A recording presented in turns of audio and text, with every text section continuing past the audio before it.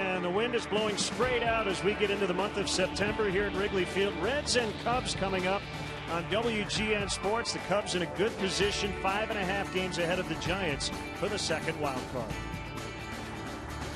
And great to have you with us. Jim DeShays and Len Casper with you. September call-up day, and we're going to focus in on Javier Baez, the 22-year-old middle infielder. He's back, and he's in the lineup. Yeah, playing second base tonight. Javier Baez, a guy who's played all over the infield down at AAA this year. He's been swinging a hot bat.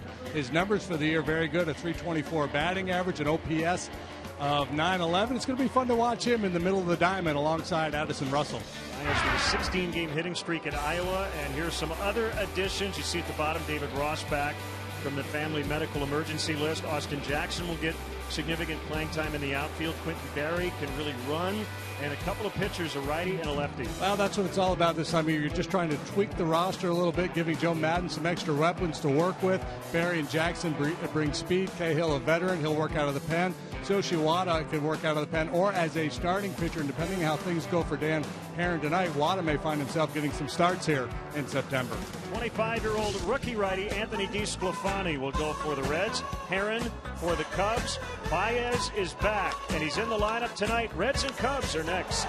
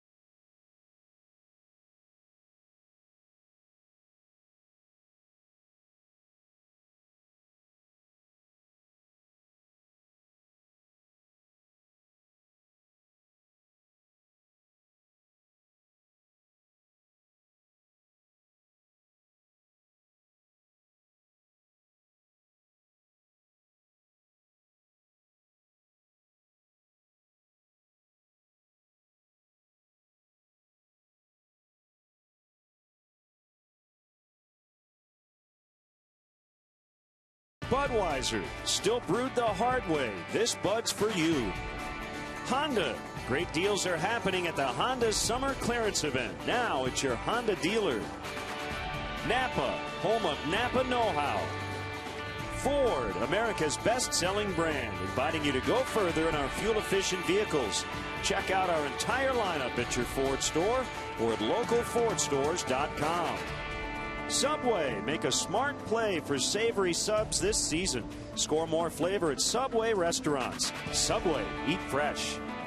And by Southwest Airlines, book your low fare now at southwest.com. Cubs baseball in sparkling high definition on WGN is brought to you by Xfinity, your home for the most live sports. Reds put up 13 runs on 11 hits last night, and Brian Price is not going to mess with that lineup. Bourgeois, Bruce, and Votto at the top. Phillips, Frazier, DeJesus in the middle. Suarez, Barnhart, and DeSclafani at the bottom. Let's take a quick check on the Cubs defensively. You'll find Schwarber in left, Fowler center, Coghlan right, Bryant, Russell, Baez, Rizzo third to first, Miguel Montero is the hind catcher here tonight, and out on the mound is veteran right-hander Dan Herron. Dan 8 up, 9 down with a 3.90 ERA. That's his time with the Marlins and the Cubs. He's making his 27th start. League hits 249 against him. With the Cubs, he's 1-2 with a 631 earned run average. This is his 6th start with the Cubs. And away we go. And a strike called. Jason Bourgeois, who last night had 3 hits, including a double, knocked in 2, scored a run. Filling in for Billy Hamilton, who's on the disabled list for the Reds. Field and Culbreth, the crew chief, gets the plate. Manny Gonzalez, Jim Reynolds, Paul Schreiber around the bases.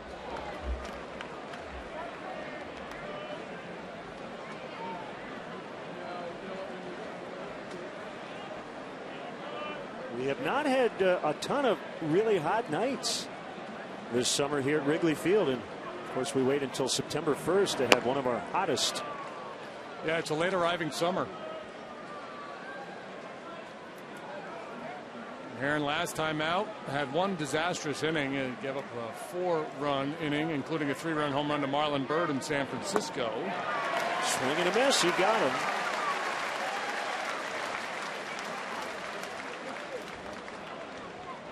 Yeah, it's hot. Mid to upper 80s. Wind right now blowing straight out towards center. Good news is we look pretty clear. Thank you, Tom Skilling. Yeah, the guy you feel for is the guy in the mound, Dan Herron. He is one of the more extreme fly ball pitchers in all of baseball, and most of the year the wind is blown in here. But since he's been acquired, it's kind of reared its ugly head, the wind blowing out. So that'll be a challenge for Dan here tonight. Keep the ball in the ballpark. He's allowed 29, most in the league, including home runs in his last 8 starts. Inside on Jay Bruce. Hitless last night. He did walk and score a run. And he's an important out in this lineup. Joey Votto, the on-base machine, is on deck.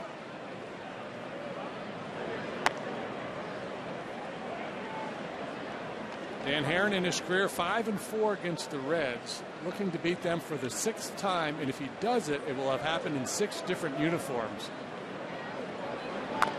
That's the amazing factoid of the night. Okay, I don't know if it'll get any better than that one right there. He's beaten them as an A, a Diamondback, a Dodger, a Marlin, and a National.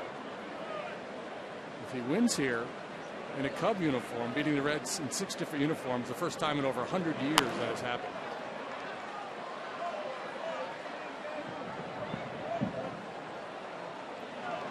I would say that's pretty fascinating.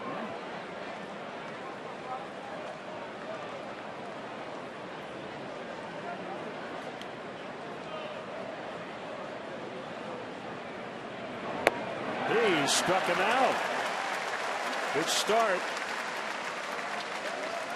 Back-to-back Ks for Herron. Dan's going to work with a fastball about 86 to 88 miles an hour, a cutter. This is a split finger pitch. Well executed. Bruce well out in front of it.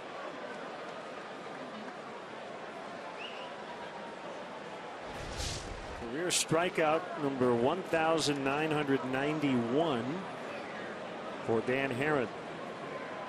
Did a little math. This factoid will not maybe match yours, as Joey Votto goes yard, and it's 1-0 Reds. 30th homer allowed by Dan Herron.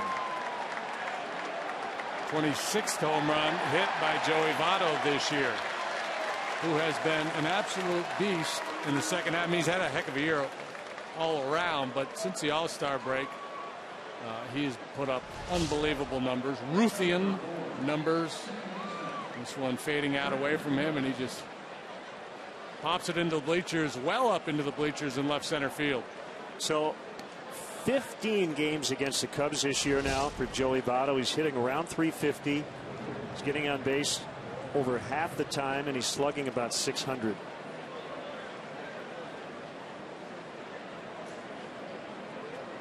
One nothing now, Brandon Phillips. So as I was saying, you and I and Pat and Ron have watched more strikeouts than any broadcast teams in baseball. because we have now witnessed 2,338.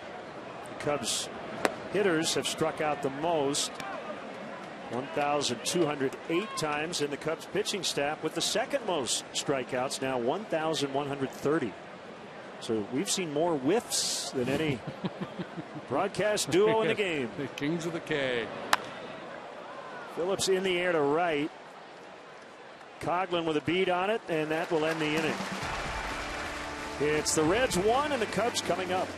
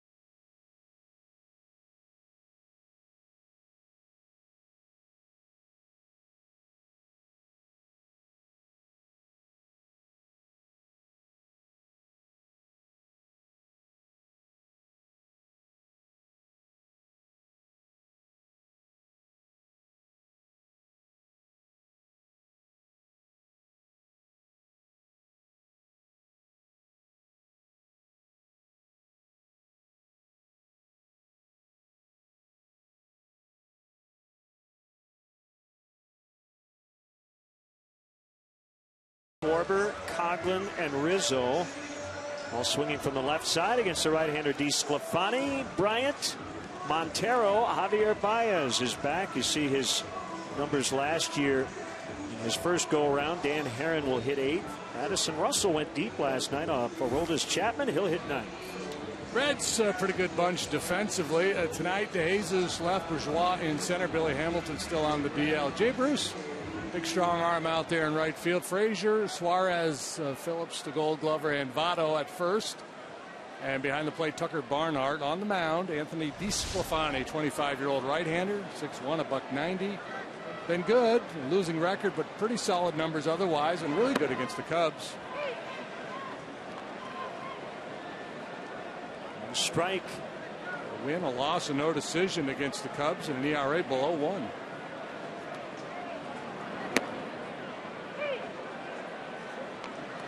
Oh, 2 on Dexter, 2 hits, double and a home run last night. Number 15 scored his 85th run, also a career high, and he lines to Phillips.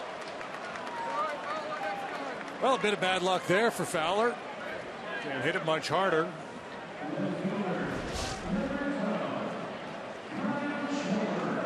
Well, he's just been on everything, hasn't he?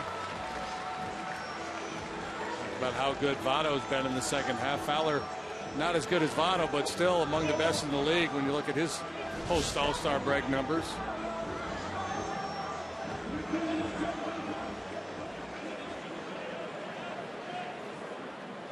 Schwarber last night snapped an 0 for 13 with a go-ahead RBI single and a 1 for 4 performance. He led the National League, 26 runs scored in the month of August.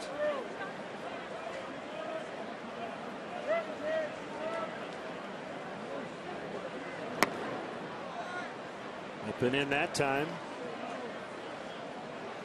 Anthony DeSclafani, New Jersey native, product of the University of Florida. A lot of life on that pitch. Yeah, really good extension, and finished 96 with a little jump. It's a low percentage play, hacking at that one. And he got him for strike 3. Yeah, Kyle is showing signs of pressing a little bit, going out of the zone. This guy, like I said, he's got real good stuff. This looks to be that spiked curveball.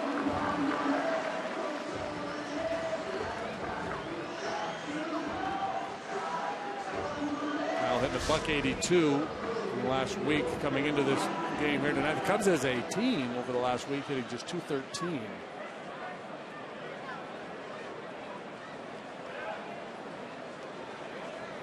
Coughlin played left last night. He's in right tonight. As we mentioned in the open, he recently acquired Austin Jackson. We'll get some time in right as well. Joe Madden will definitely enjoy having some extra pieces on this September roster to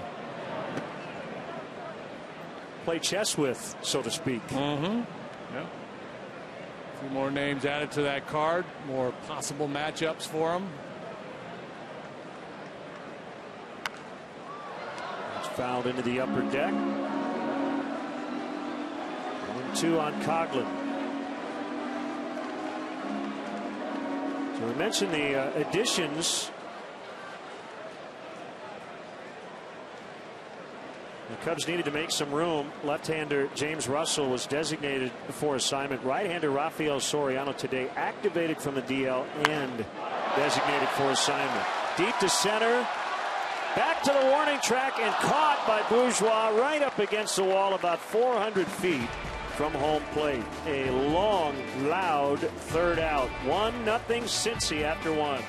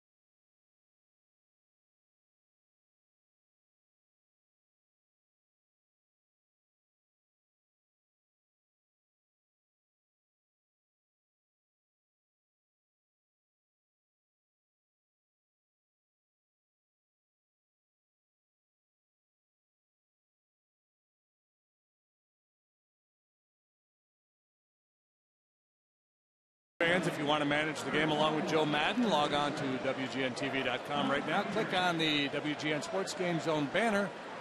Connect to all the up-to-the-minute stats and information while you watch from home. Game Zone is sponsored by The Great Escape. Pools, patio furniture, hot tubs, and more. Everything you need to have more fun at home this summer. Breaking ball missing inside on All-Star Todd Frazier. Joey Votto with an opposite field 2-out home run in the first. And the Reds the lead. Hooked on the ground to third. Bryant's got time. 1 out.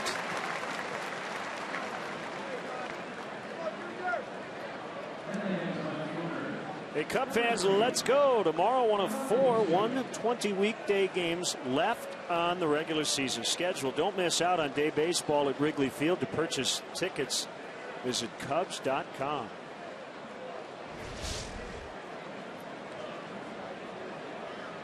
Son of a former Cub, here's Ivan De Jesus Jr. Scored twice last night. Infielder by trade. He's played some left field this season as well.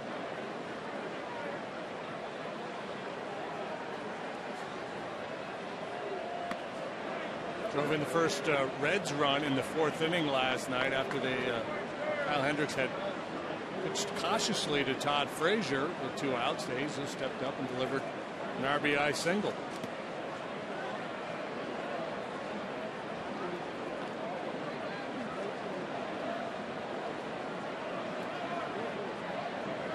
Aaron debuted in 2003 with the St. Louis Cardinals. This is his 13th major league season. In the air to right, looks like Coughlin's got a play in the bullpen, and he makes the grab for the out. That comes just a couple of days after it was disclosed that we'll see the bullpens on the field one final year next year before the Cubs will move them under the bleachers. 2017. Not an easy thing to navigate over that bullpen. Well, no, and great concentration, because you see he never takes his eye off the ball. He knows he's getting close to the mound, the bench, the wall, all that stuff going on, but he's not sure exactly where he is on the field. So that's just a leap of faith there, and a real nice play. Eugenio Suarez takes a strike. 2-run homer to tie the game last night in the 6th. It was just his 2nd hit in 28 at bats. And it's 1-1. Former Tiger, young player, filling in for Zach Cozart, who's been out most of the year.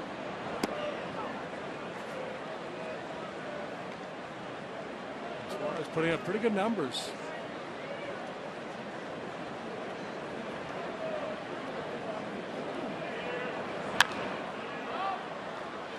Lifts it in the air out toward right. Busy start to this one for Coughlin. He's got it. And the Reds go in order. Bottom 2 coming up. 1-0 for the visitors.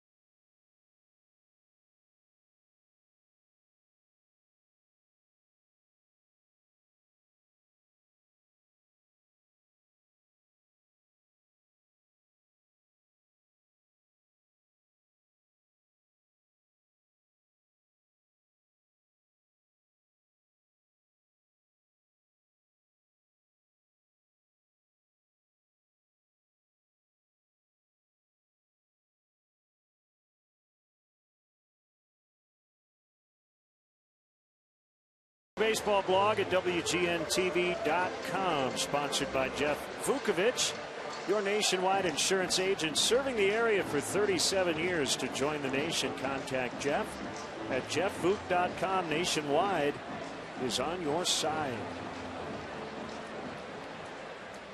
Bottom of the 2nd. DeSclafani to Rizzo.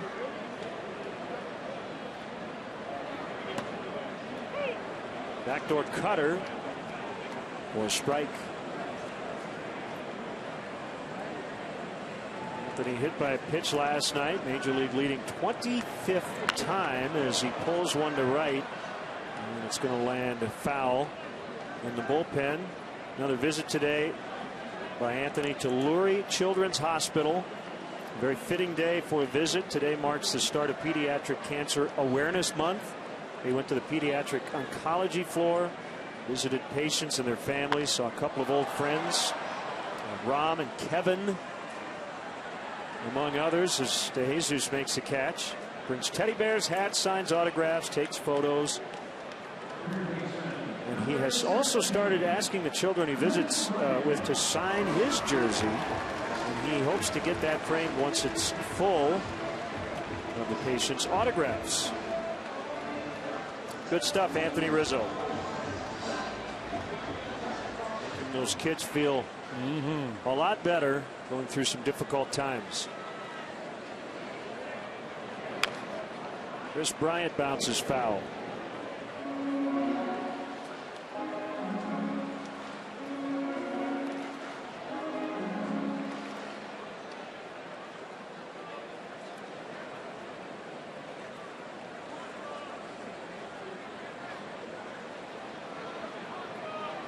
Bryant coming off a nice month of August as he cuts and misses. Now has 80 RBIs to lead the club.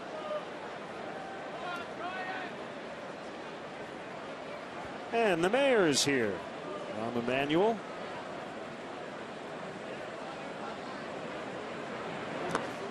Well, there's going to be a Player of the Month election upcoming, and Chris Bryant right there among the best in the National League for the month of August. See that OPS of better than 1,000 right there with Votto and McCutchen.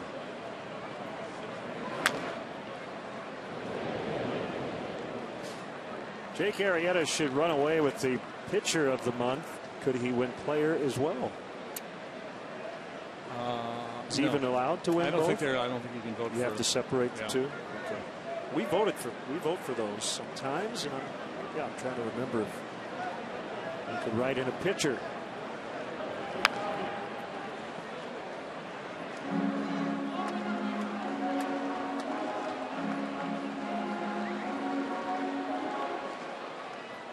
Well, even if Bryant doesn't win Player of the Month, he could win Rookie of the Month, right? Yeah, he probably should have a pretty good lock on that.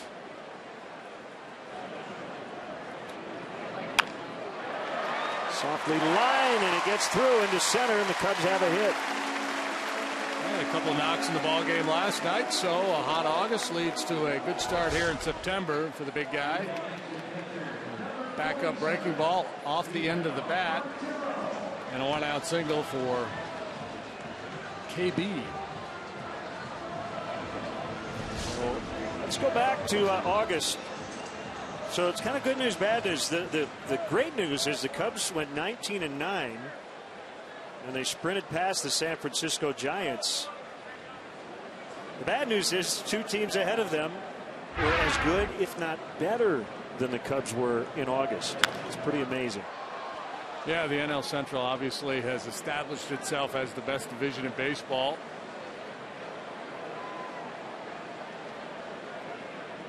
And let's think if the Astros had stayed in this division with the move they've made, right?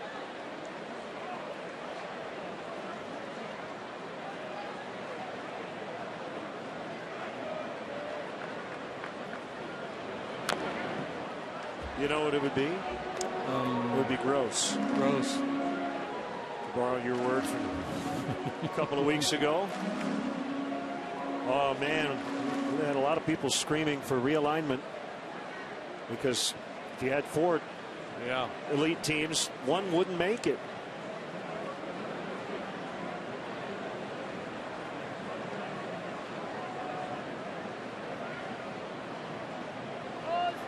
Oh, 2 on Miguel Montero. Not in the lineup last night. He caught his second career no-hitter on Sunday night. It's kind of the fate that those AL East clubs had to deal with for a while, right? When the Red Sox and the Yankees were so dominant, and there were some pretty good Toronto and Baltimore clubs, Tampa, and during those seasons that were on the outside looking in. Of course, Joe Madden's Rays had their turn as well.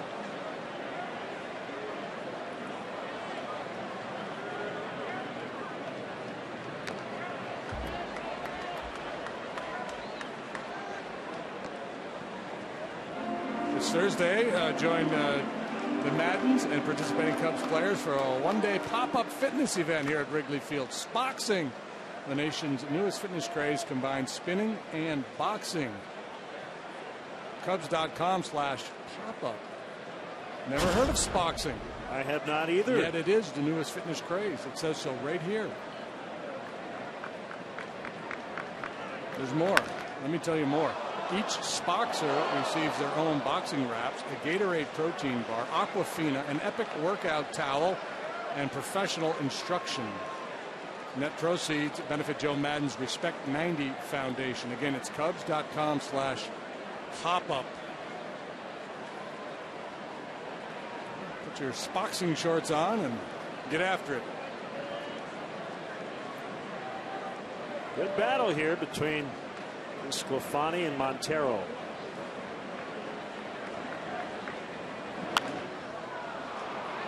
Pitcher is going to win this one. Suarez makes the grab. And 2 outs.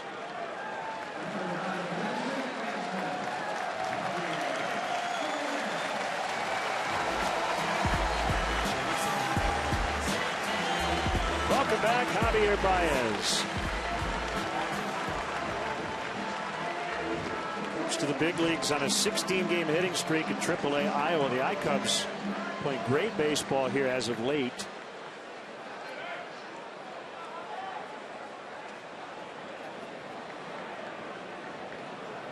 Playing second, batting 7th. First major league action this season.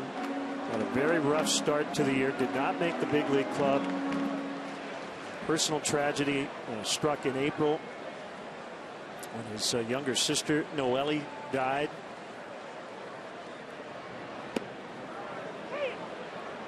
They were very close. She passed away at age 21. Dealt with spina bifida and had defied the odds her whole life. Baez's family moved from Puerto Rico to the States just as Javier was turning 12 because better health care for Noelle. A year younger than he is. Missed a month and a half with a fractured left ring finger, suffered in June. You know about the strikeouts. He punched out a ton at this level last year, but he's gotten better. AAA this year, strikeout rate 24%. Last year in the big leagues, JD, it was 41.5%.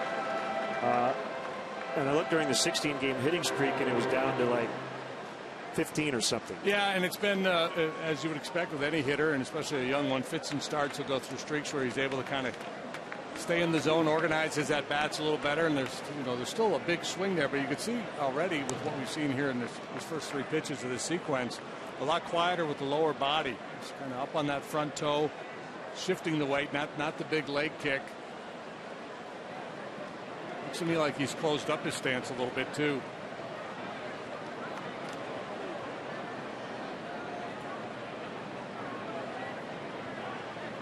Another check on Bryant.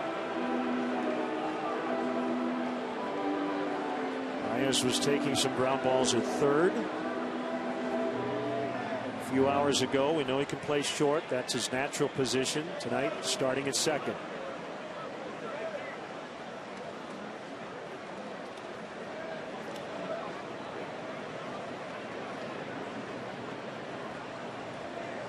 There's a 1-2, and it would miss badly. Yeah, I think there's some debate internally in the Cubs organization as to who's a better shortstop, Addison Russell or Javi Baez.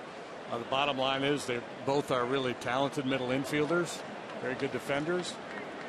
And now that Russell has got that job, and certainly here in September, Baez will be, spotted playing some second base, maybe some third. And if Joe decides to give Addison Russell a day off, and obviously Baez at short. Swing and a miss, strike 3 to end the inning. Second strikeout for DeSclafani. It's 1-0 Reds. There's Clark in the yard tonight. It's a hot Clark.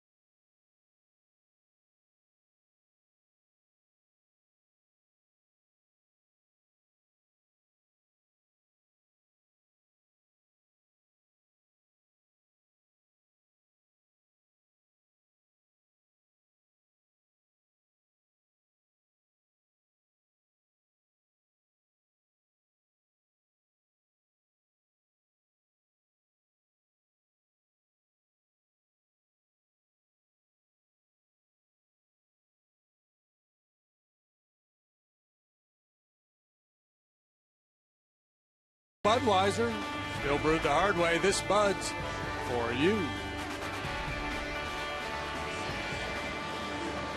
Nice to have you with us tonight here on WGN. The final from earlier, day night doubleheader in Denver. The Diamondbacks beat the Rockies 6-4, and they turned a triple play as well. Actually, the Rockies turned the triple play, I should say.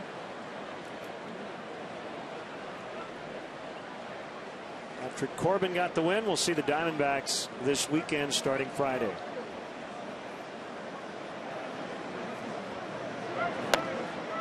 Ball one on switch hitting catcher Tucker Barnhart.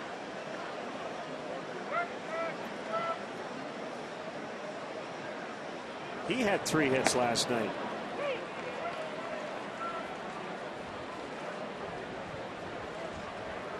Reds scored early and often in that ball game. Well, certainly through the middle innings, and then a 6th spot in the 9th. Put that ball game away. 6 in the 9th ended up being unearned.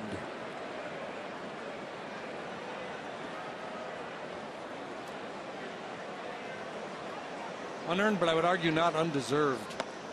I mean, there was errors, but the pitching wasn't very crisp in that inning either.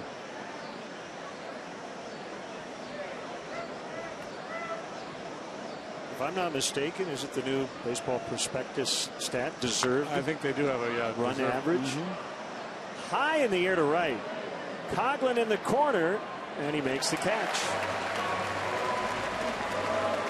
4th put on already for Coughlin here tonight. He's on a record pace.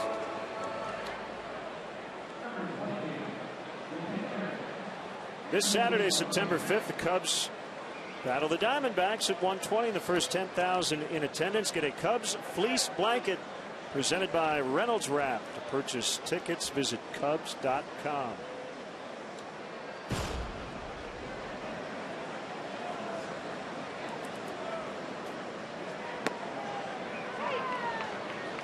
Strike one on DeSclafani.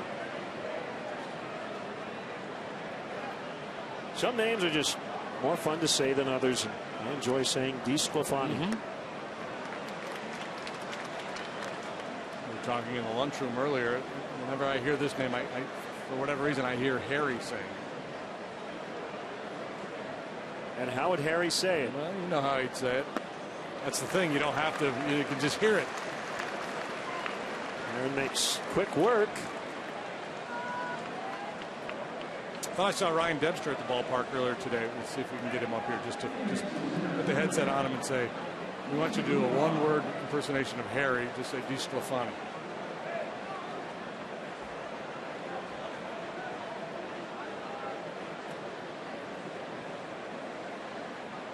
Bourgeois struck out and lead off the game. Well, good start here for Heron. Just the solo home run by Votto, the only base runner he is allowed.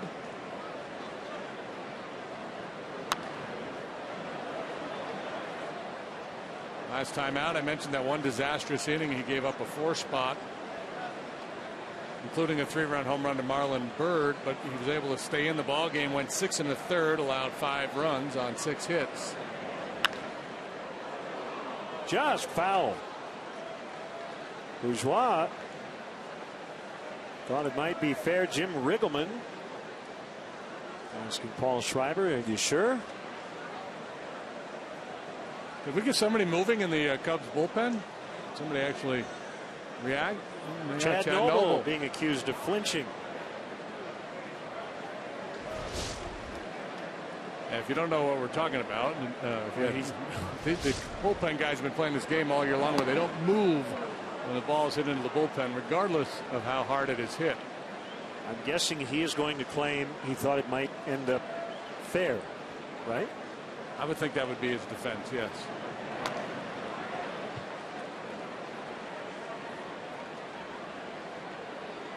Bourgeois, 33 years old. He's appeared in parts of 8 seasons. White Sox, Brewers, Astros, Royals, Rays, and now the Reds.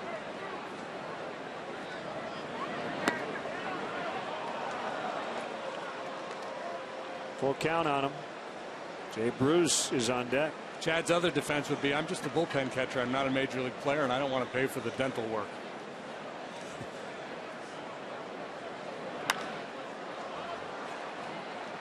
Pop fly. Dexter Fowler's got it.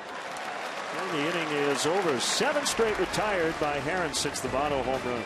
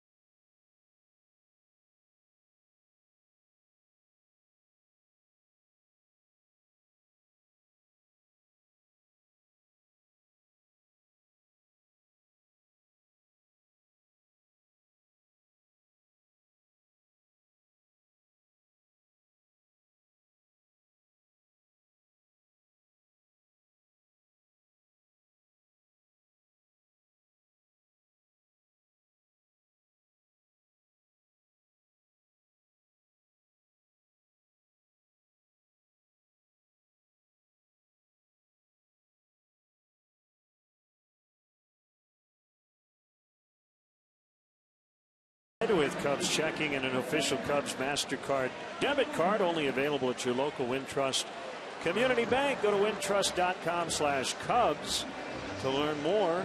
Remember FDIC. Cardholder name. That sounds like a name from the is it Key and Peele bit? Have you seen the thing where they do all the football? I have not. College All-Star game. Come up with all these wacky names. One guy's name was DeVry University. From DeVry University.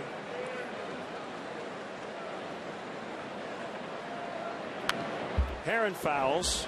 Swinging a little bit. Yeah, you got to treat him like a legit hitter. Ain't get too careless.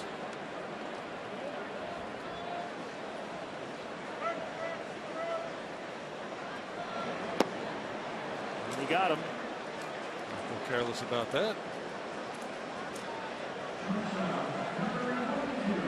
We'd love to see your Cubs selfies. And we know it's not a selfie, it's a picture, but we're just calling it a selfie. Take a picture of somebody or of yourself. It can be a selfie, a non-selfie, whatever it is. As long as it's a photo and it's Cub related, we'll consider it. Hashtag WGN Cubs. Good hitter, good swing. Also homered off Chapman last night. It was a 95-mile-an-hour fastball. Chapman was kind of going easy there. After the home run, he dialed it back up to 99.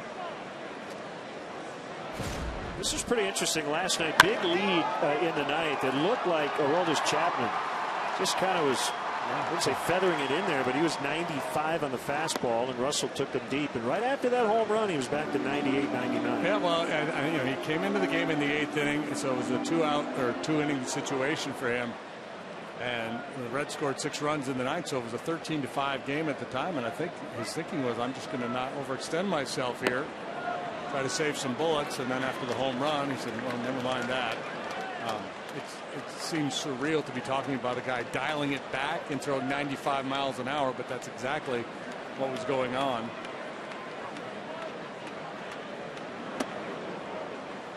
Full count, 3-2.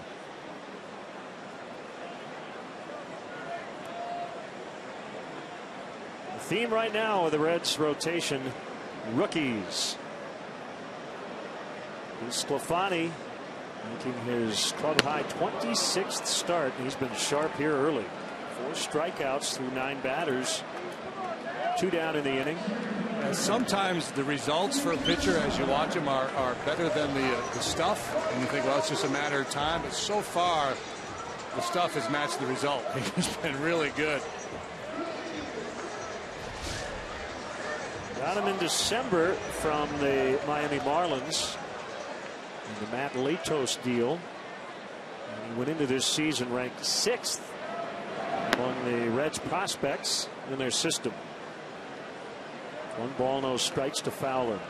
And this is the 33rd consecutive game started by a rookie for the Reds. By far the most since records were kept of such things dating back to 1914, or at least records that we have access to.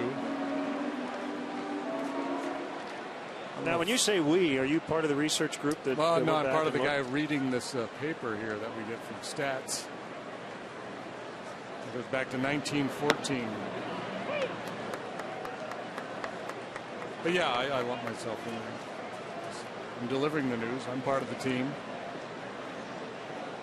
I don't know if those old Pud Galvin teams ran out that many rookies. Sclafani strikes out the side. The Misters getting some good use tonight. 1-0 Reds. That same old place, sweet home Chicago.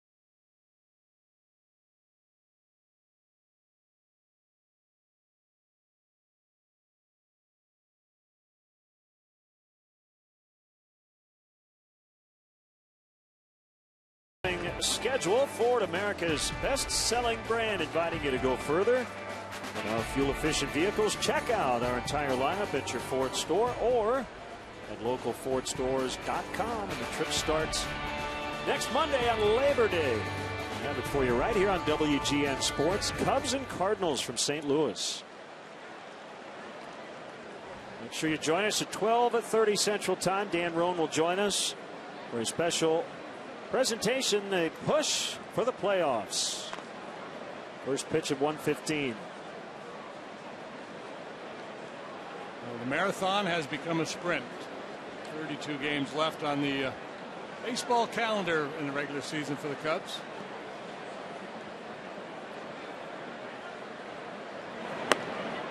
Called strike 3 after fielding Culbreth. Called strike 3 mechanic. The Giants have 6 games left against winning clubs, and they're all versus the Dodgers. And you look at the Cubs and Pirates, who will match up a bunch here in the final month.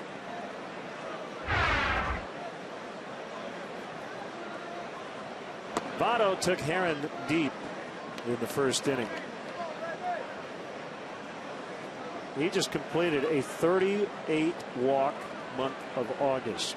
Most walks in a calendar month by a Cincinnati Red ever, at least since 1914. That's as far as we could go back. And we looked. Let me tell you, we tried to go back.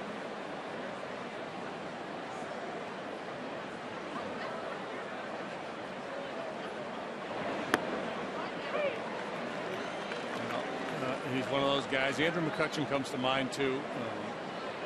If you're to start from scratch with a young hitter and try to give him some basic mechanics, should be a good guy to model.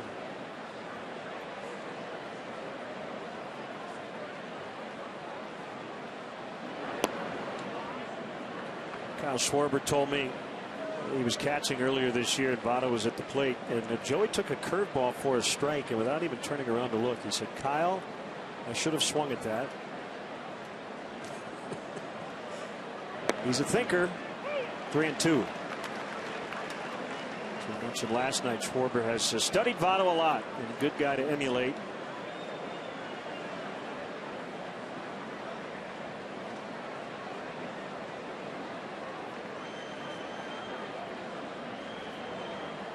You can see him think.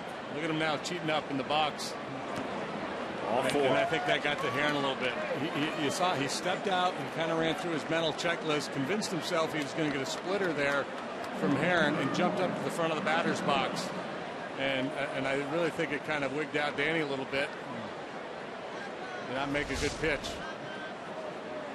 You can see how far forward he is. Front foot almost out of the box toward the pitcher.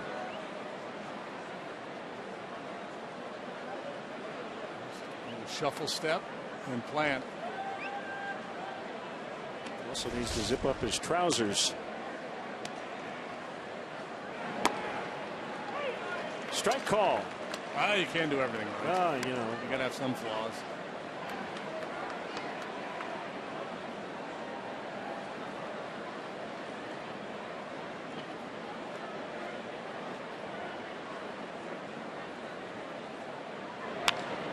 Phillips lines in the left for a base hit.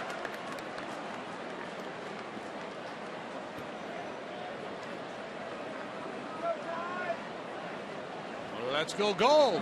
Through September 19th, Cub fans have the opportunity to take part in the fight against cancer by helping raise funds for Lester, Madden, Mott, and Rizzo's foundations in support of pediatric cancer research and awareness. The top contributor from each organization will receive 2 tickets and throw a ceremonial first pitch at the September 20th game. Visit Cubs.com/letsgogold for details.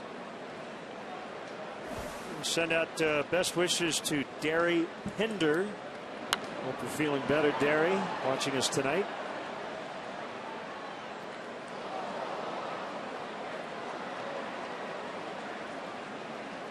Big happy 78th birthday to Big Tom Nawa, lifelong Cub fan who watches every game.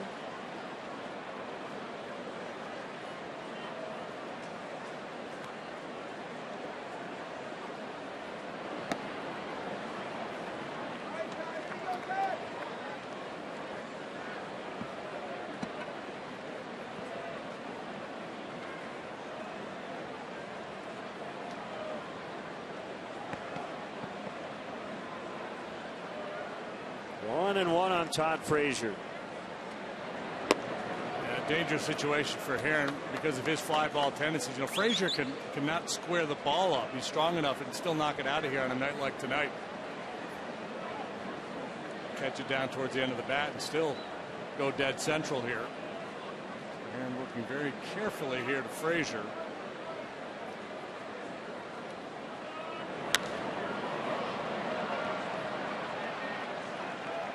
Fowler makes a catch. Quickly gets it back in. 2 outs. And we'll bring up De Jesus.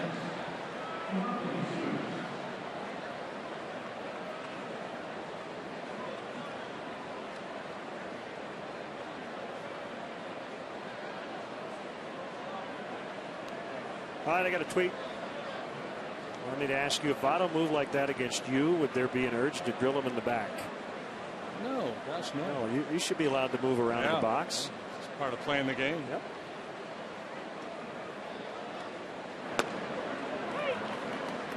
Furthermore, to the fine Cub fan who tweeted us, I think it would take a lot to make JD want to drill a guy in the back. Yeah. Guessing something to the effect of reading his media guide bio and saying that he doesn't like Seinfeld or something. Yeah. That's the only thing I could think of. Yeah. Yeah. I can only think of once in my career when I hit a guy on purpose. Care to tell us who it was? Yeah, it was Barry Larkin. And? It was Lou Pinella's fault. Lou was managing. We were in the dome. He was pitching against the Reds. I think it was Barry. And Lou didn't like my body language or something out on the mound, or maybe he was just trying to fire out his troops. But he just started screaming at me. I wasn't sure what he was saying, but I know he was screaming at me. Oh, yeah, I'm sure he was. I just kind of stepped off, looked over at Lou, stepped back on, hit Barry. Did it feel good? Not really. Just a false macho. Makes the play. All puffed up and probably gave up a bases loaded double to Eric Davis. He's got a big heart, people. Yeah. My partner. 1-0. This will get you a 7 ERA.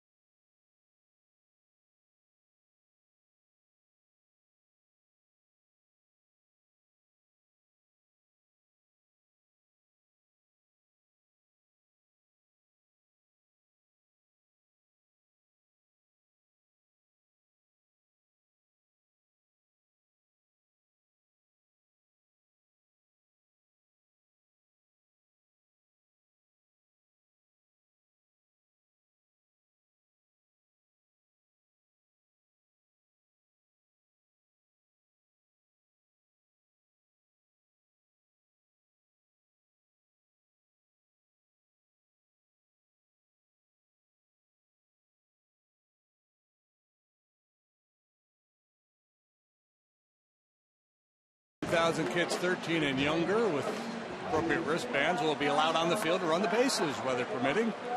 For more information on this program, visit Cubs.com/kids. Kids Sundays, too many of those left. 1-0 Reds on a Joey Votto first inning blast. There's Kyle Schwarber. Grew up a Reds fan in Middletown, Ohio. Now he's trying to beat the team he grew up rooting for.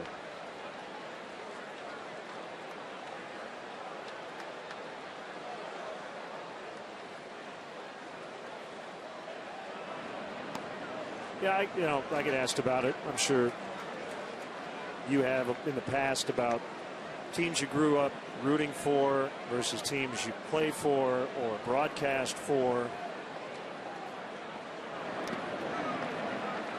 Players don't think like fans do once they get to the big leagues. This is their job. They want to perform. About the only example recently I could think of a player, and I think it's kind of facetious. I think if the money had been right or if he had been traded here, it would have quickly faded. But Mark Burley always kind of had the Cub hate thing because He grew up a Cardinal fan and pitched for the White Sox, so he kind of played it up a little bit, but I think it was more tongue-in-cheek than anything. But for the most part, I don't think most guys really pay much attention to it once they get here. No, I think baseball players, once they're playing at this level, if they're passionate about a team, it's in another sport. Maybe a football team or a college hoop team.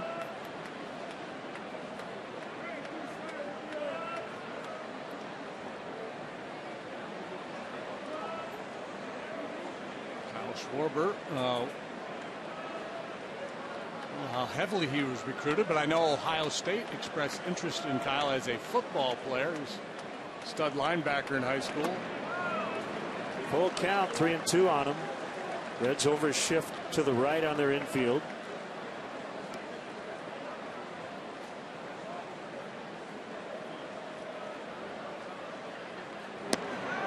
Close. Good ball 4.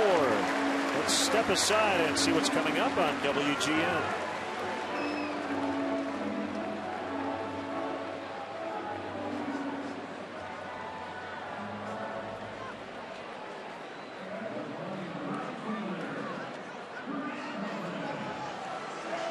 Great to have you with us. A hot one tonight. Wind blowing out here at Wrigley Field. Game 2 of 3 between the Reds and Cubs. Lennon, JD, and our WGN sports crew. Big crowd. Cubs trailing by a run, but the leadoff man is on. That's Schwarber, who walked. And Chris Coughlin, who flied deep to the warning track in center in the first inning.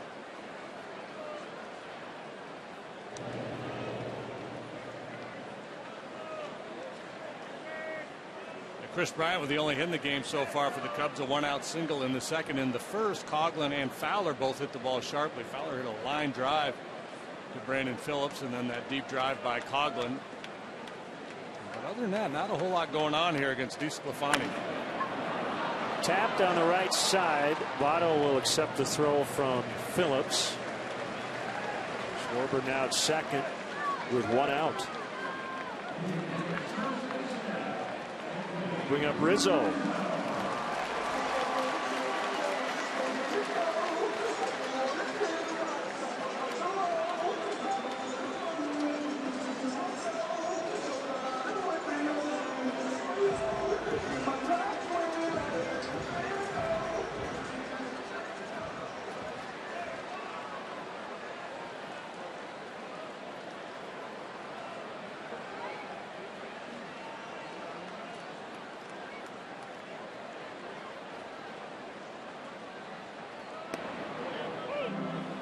Pitcher's strike.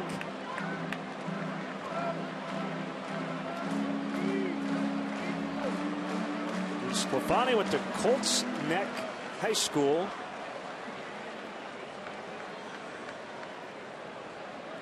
Guess where? Colts Neck, New Jersey.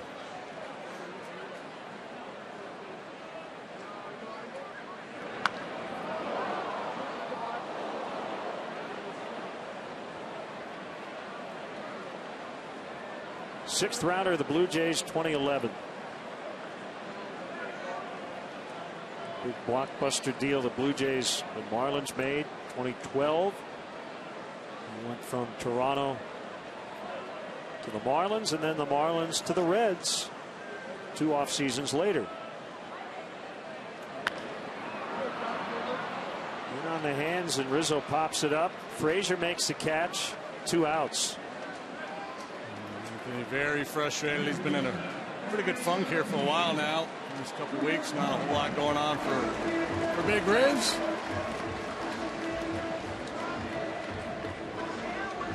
Fall to Bryant to try to drive this run home.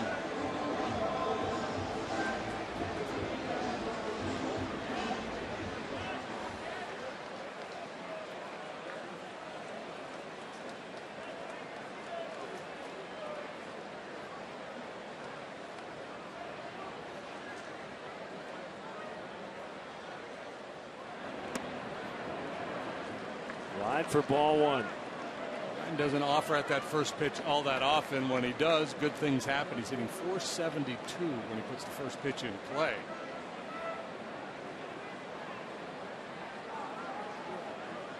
No, that doesn't mean he should go up there hacking at the first pitch every time.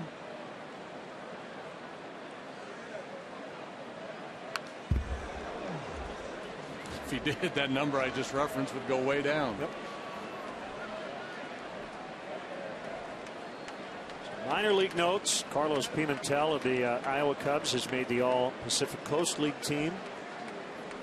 Left-hander Eric Jokic, pitcher of the week in the PCL. The I-Cubs are 3 back with 8 to go. All on the road in the next 4 at Oklahoma City, the team they're chasing, and they beat OKC 9-3 last night. They went 22-8 in August. Best August in Iowa Cubs history. Going to get a little tougher now with these call-ups.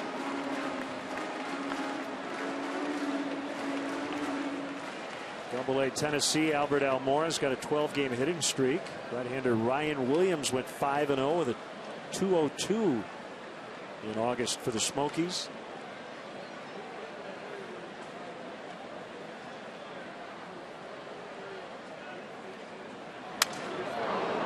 Bat pop up. This could drop. Votto is out. It will drop. And the Cubs have tied it on Kyle Schwarber. Scoring from second. Chris Bryant makes it 1-1.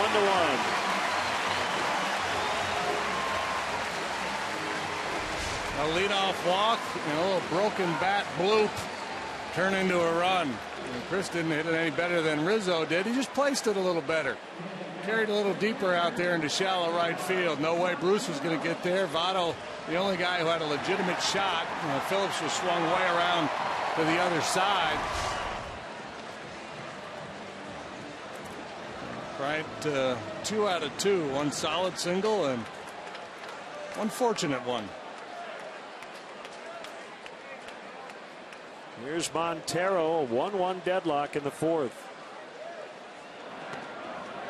Outside, ball 1.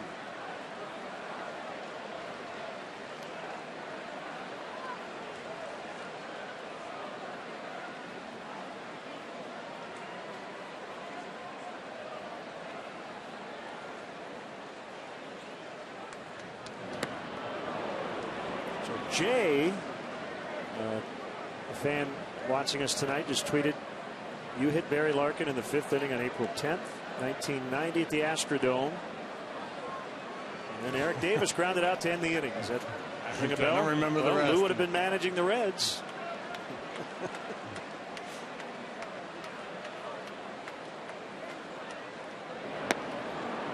1-2.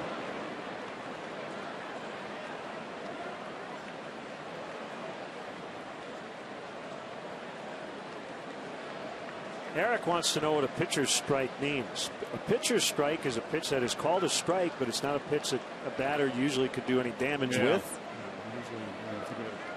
Down around the bottom of the knees on the outside corner, say.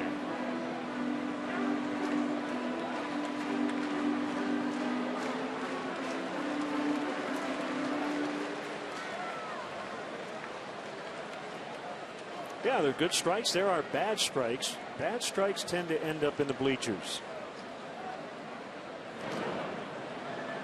Not always. Yeah.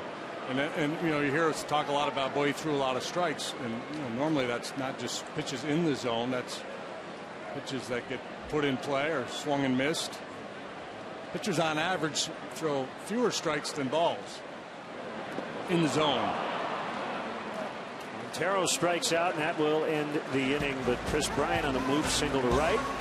Plays Kyle Schwarber, who had walked to start the inning. Cubs convert. It's 1-1.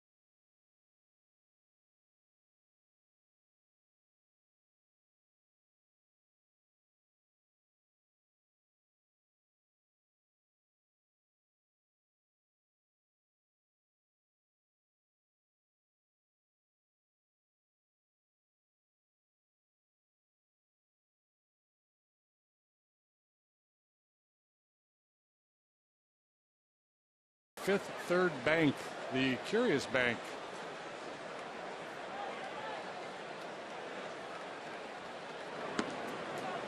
Outside on Eugenio Suarez. Reds and Cubs are tied at 1. Cincinnati took game 1 last night, 13-6. This is kind of fun to watch. Aaron's got that hesitation with the leg lift, and Suarez does the same thing with his leg kick, trying to time him.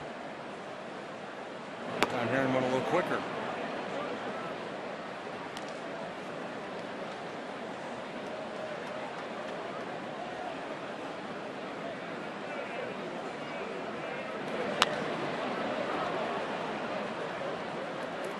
Coughlin in a few steps, and he makes the grab for the out.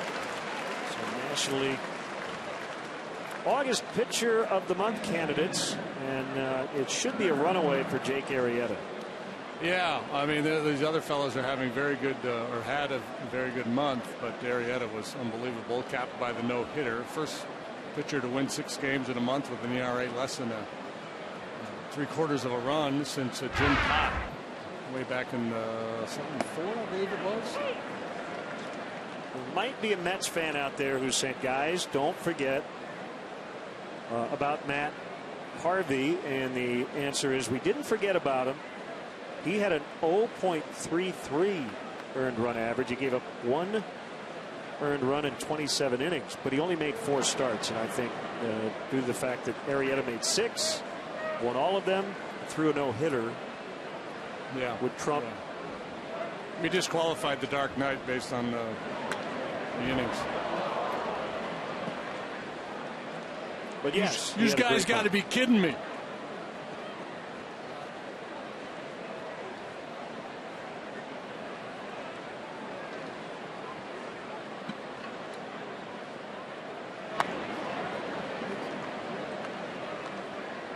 No AC up here, and sure what game they're playing over there, but I don't know if I want to know. Every half inning that goes by, Tom Brenneman takes off another shirt. That's old school there. See the old video back in the day, like at Colt Stadium in Houston when they played outdoors down there, and you see the broadcasters in their underwear doing the game. Jim Day is pre and post game reporting. Barnhart shoots this one out into deep left center. Fowler can't quite get it. And Barnhart's got a double. Yeah, I don't know if we can find it on the internet, but there's there's an old picture of Merle Harmon, the late Merle Harmon, and Bob Uecker doing a Brewers radio game from the old Loge at County Stadium with their shirts off.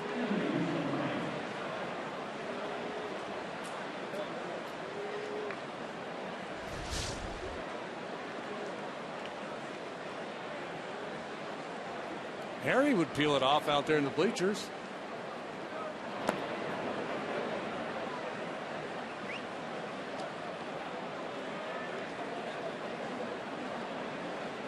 Barnhart 3 hits last night. Solid double there, and Andy Sclafani, as we mentioned first go around, handles the bat pretty well. There's a base hit to left. Barnhart around third. Jim Riggleman's going to send him. Throw to the plate. Safe. He got his hand in just ahead of the tag by Montero. And it's 2-1.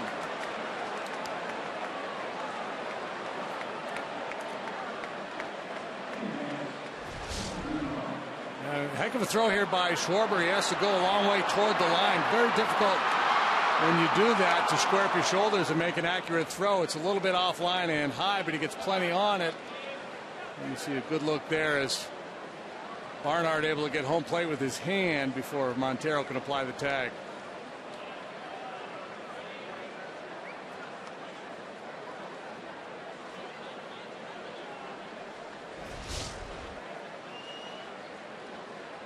Third RBI of the year for DeSclafani. They'll go 4-6-3 to get out of the inning. But the Reds retake the lead. It's 2-1 in the 5th.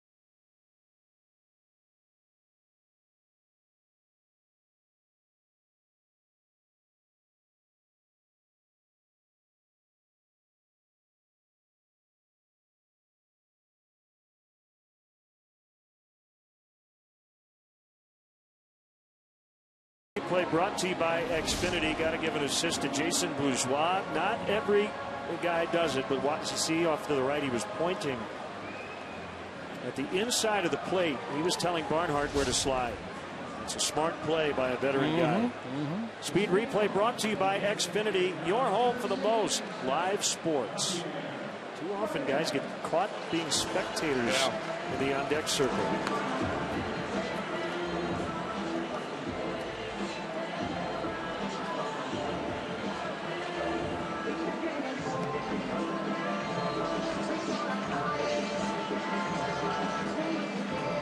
One of those little things when you talk about playing the whole game. Awareness when you're on the bases, when you're in that situation like Bourgeois.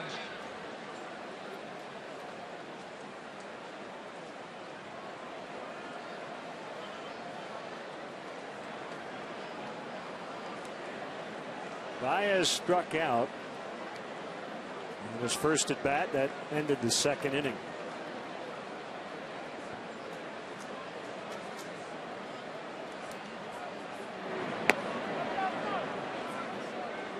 Miss the outside corner, ball one. Yeah, a walk or two here early on would be beneficial to Baez. Everybody in the game knows that he's a free swinger, willing to chase, but he can, if he can change that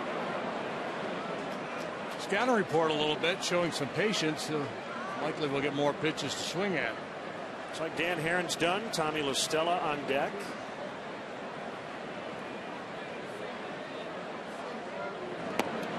Good curveball.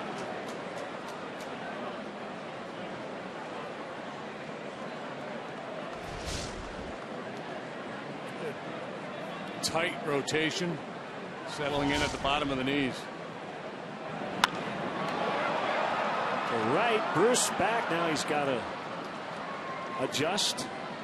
He makes the catch for the out. There's La Stella.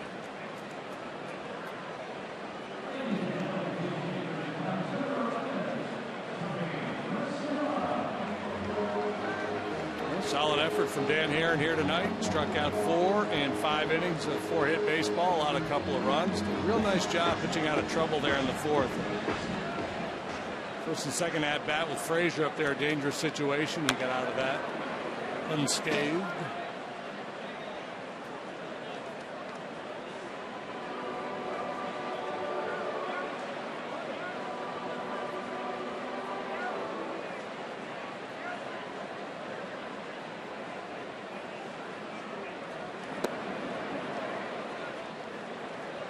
One and one.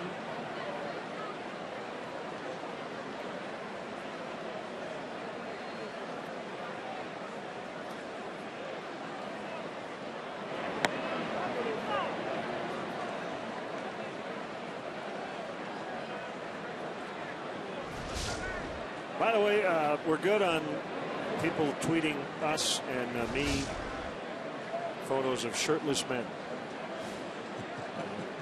You got all you can handle. We've got some Harry Carey. We've got Euchre.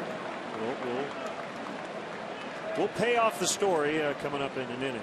We don't need any more.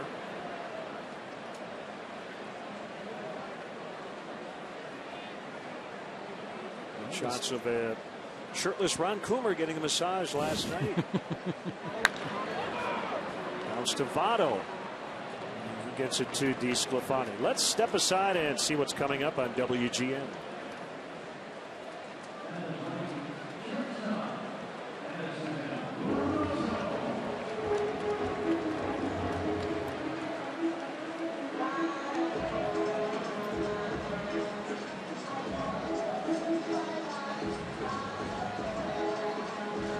Cubs have dropped 5 of 6 after rattling off 21 of 25, and they're trailing tonight 2-1. Wind has died down a bit as Russell takes a strike. Great to have you with us tonight. Day game tomorrow, off day Thursday, and then the Diamondbacks are in for the weekend.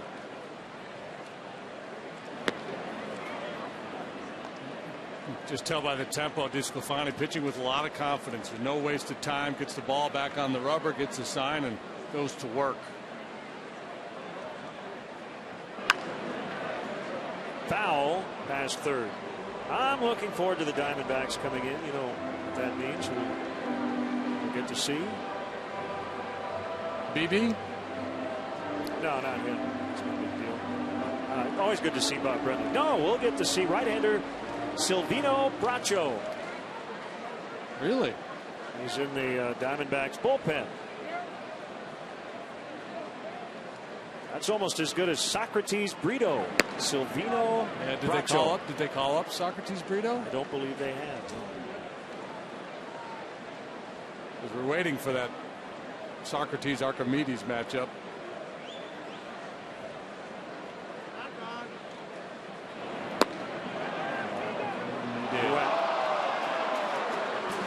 Cubs go down 1-2-3 for the third time tonight, trailing 2-1.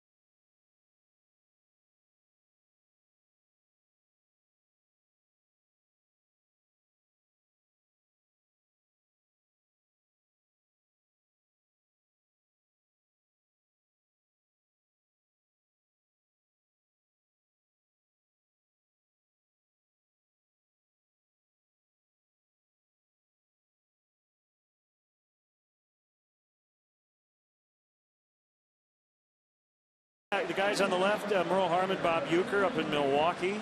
Well, that Lowe's could get hot. Harry Carey. Looks like that's in Old Busch Stadium in St. Louis. That's beautiful stuff. Mazda conviction, creativity, courage. This is the Mazda way. So, double switch here. After Listella hit for the pitcher, Russell will leave.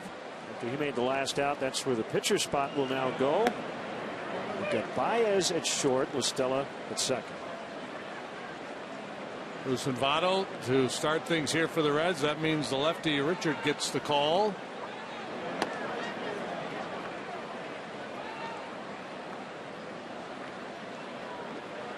Was Richard, Russell, and Wood from the left side. Now it's Richard, Wood, and Wada. James Russell designated for assignment. Tough break for Russell. Joe Madden talking to the media last night, talking to us this afternoon, said James was a victim of circumstance lately. Did not have good outings. This is trouble. Yep, deep to right. And right at the base of the wall, Karam's pretty hard back to Coghlan, but Bruce has himself a two-bagger to open up the sixth. Joe just pointing out that just out of circumstance, Russell put into some tough matchups lately, so the numbers not good. But they needed roster spots. They needed room on the 40-man with the additions. Russell a victim of that, and Richard a victim of that swing by Jay Bruce. Leadoff double here for the Reds. Now he's got to deal with Votto.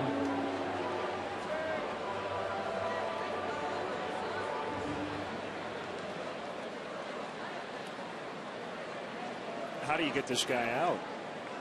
I don't know, but it looked like he was trying to do some kind of a brain thing on Montero as he was walking back behind home plate, like he was trying to read his mind.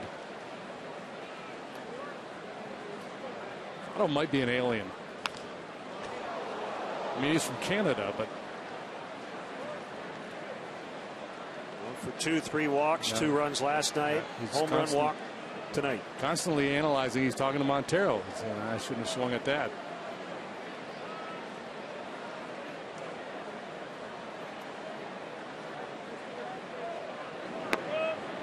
Saw him move up in the box, anticipating the split finger from Herron last time, and he got it. Ended up working the walk. And get the sense that maybe sometimes he's trying to work the catcher as well with that conversation. You see, he's choked up on the bat a little bit with the lefty, man in scoring position. So he's willing to sacrifice a little power here, especially with 2 strikes.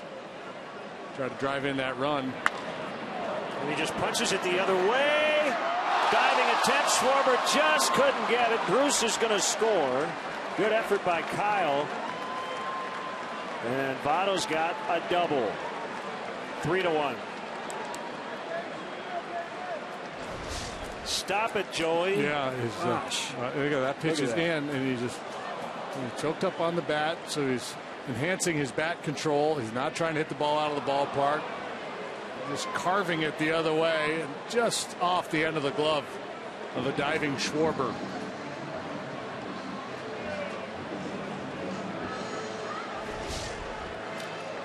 Saw a lot of diving Schwarbers when I lived in Florida, particularly in February. 3-1 Cincinnati in the 6th.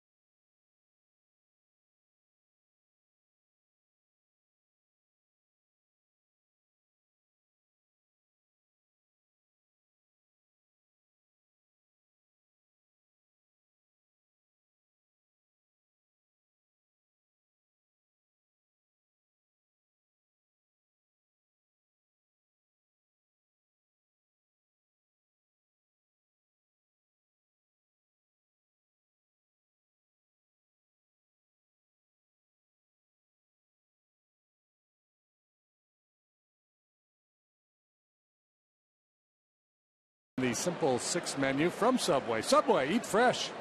Message and data rates may apply. Here's Justin Grimm. Prior to last night, had allowed 5 earned runs in 47 appearances. He gave up 4 last night on 2 two-run homers. Doubling his home run total for the year. Home runs allowed. It's been a brilliant season for him, and he's probably appreciative of this opportunity to get right back out there and try to turn the page on last night.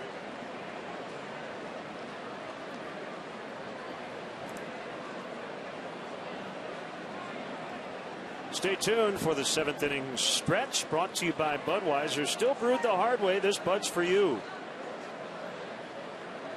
Tom O'Reilly, a Bricks and Ivy winner, will conduct the stretch.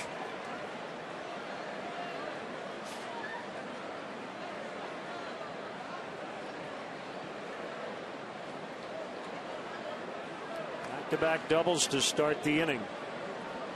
Votto, the runner at second. Grimm to Phillips. He fouls away.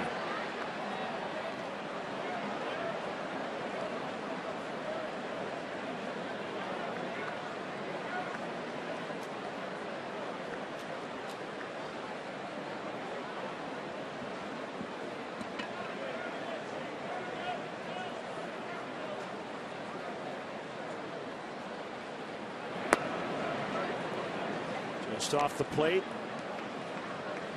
It's 1-1. Justin Grimm has been a very important part of this Cubs bullpen all year long. He has not been used very often in late game situations, but he's the guy that deals with the middle of the order in the middle of the ball game. A time in the game where it oftentimes flips. Rizzo's going to fire to third. They're going to get him. Good decision. Better execution. Joey Votto with a little smile toward Rizzo. Votto, you got to go. Make a guy make a play.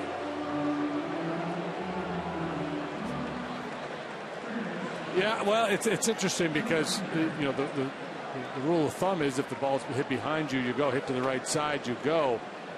It's the kind of play as a base runner, if you anticipate it, if you look at the infield and you say, boy, that ball's hit sharply to Rizzo, he's going to be able to make a play on me. It's kind of an almost a knee-jerk go when you see the ball hit in that direction. He didn't get a great jump. I will say that.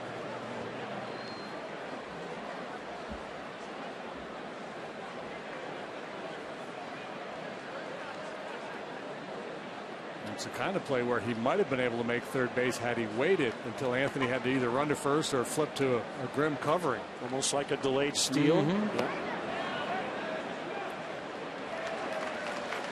Frazier went around. He is a Reds third baseman to have a 30 home run campaign. Tony Perez and Darren Johnson, the other two.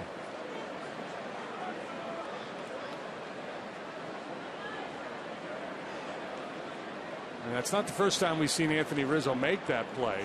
He's a very thoughtful player, and there goes Phillips. Montero from his knees, and the throw is late.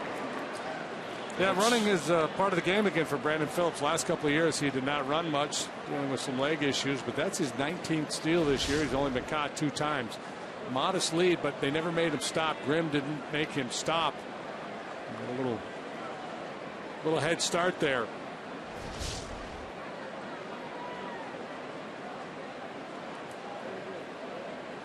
So in the end, it's just Phillips' second instead of Votto had he waited. He just picked up a teammate.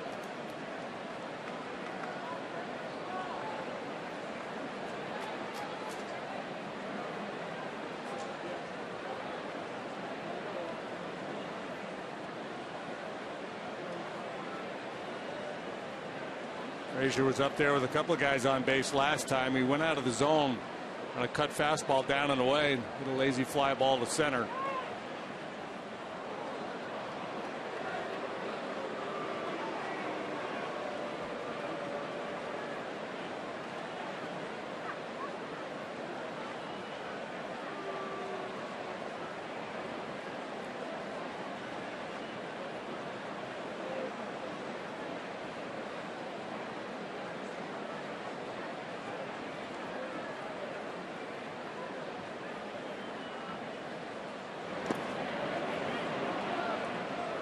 Rays are beating up on the fading Orioles 10-0 in the 8th inning at Camden Yards. The Orioles are 5 under, and they've dropped 5 in a row.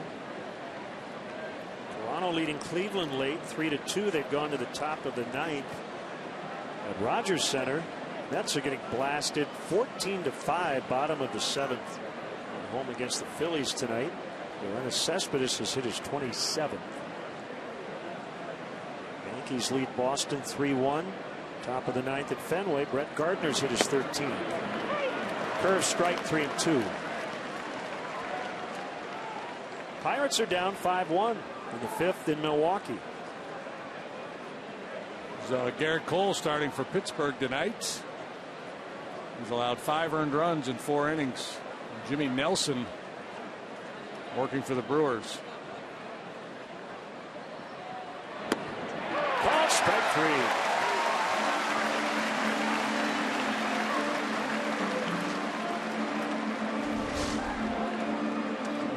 Frazier looking for the curveball, got the heater.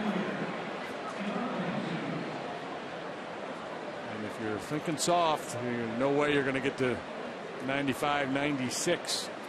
Well spotted too by Grimm. Nationals put up 4 in the top of the 3rd in St. Louis. Ryan Zimmerman red hot. He hit his 14th. Cardinals have answered back with 3. In the bottom of the 3rd, it's 4-3 Nationals. Runner goes toward third. Phillips is safe. 2 steals this inning for Brandon Phillips. 20 on the year.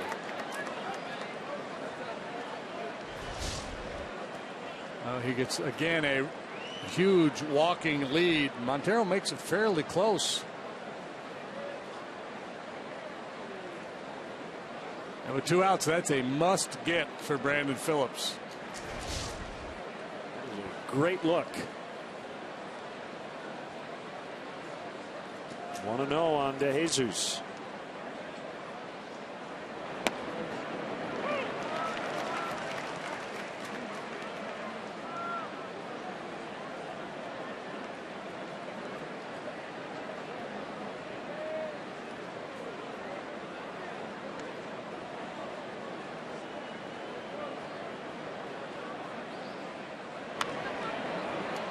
Foul pop, Rizzo over, and he will not get there in time.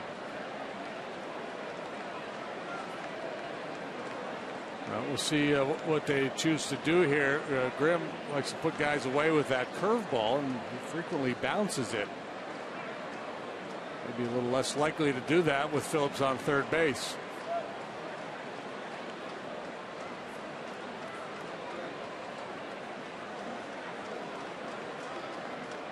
Here it comes.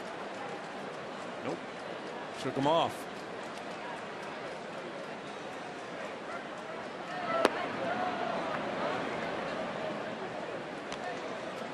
Now I'm confused.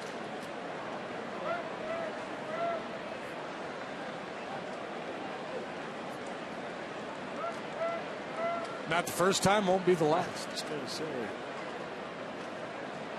2 balls, 2 strikes. Kick, the pitch, swing and a miss. He got him on the curveball to end the inning. Bottom 6, now 3-1 Cincy.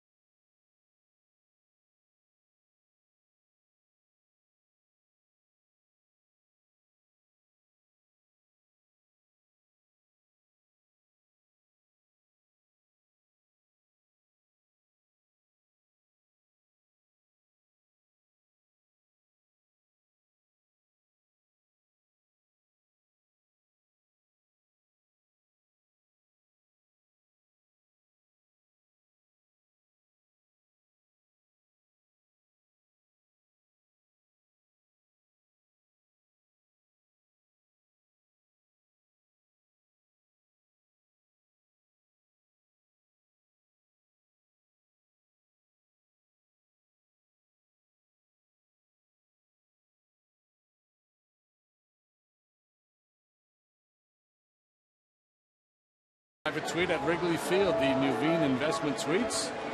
Can accommodate anywhere from 15 to 55, include food, all you can drink, and parking. To book your premier experience at the ballpark, visit Cubs.com/suites. Reds now with a 3-1 advantage. The Indians have tied the Blue Jays. Yan Gomes with his 2nd home run. Coming in the 9th inning, it's 3-3. The Indians trying to get their 7th straight win and get to within a game of 500.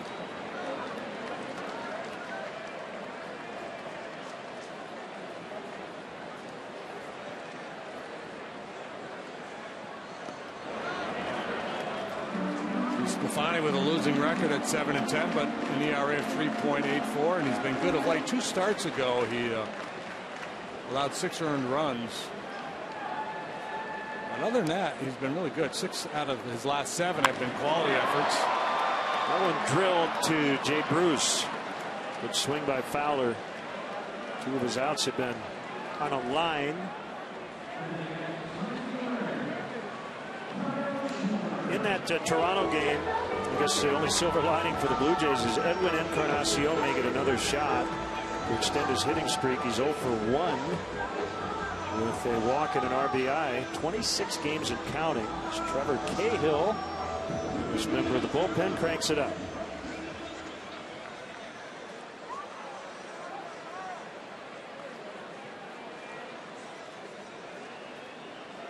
Schwarber looks at ball 1 outside.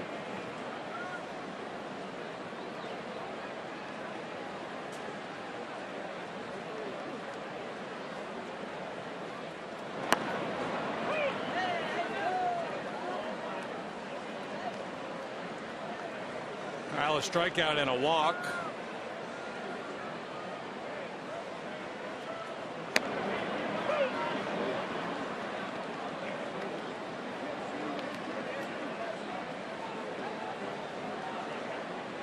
Struck out first time swinging at a breaking ball down and in. Not unlike that one.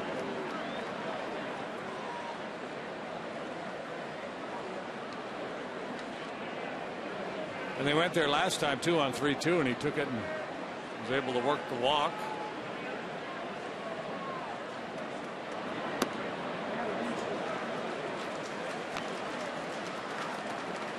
Three and 2. See Schwarber's mind here grinding away. And he hits that one. Like a bullet into center. DeSclafani. The duck out of the way. Wow. A screamer. Charlie Brown's him right here, right back at him. Very powerful swing by Schwarber. So Fowler hits a rocket to right. Schwarber squares that one up. Get Jeff Pico and Brian Price's attention in that Reds dugout. There's Austin Jackson. And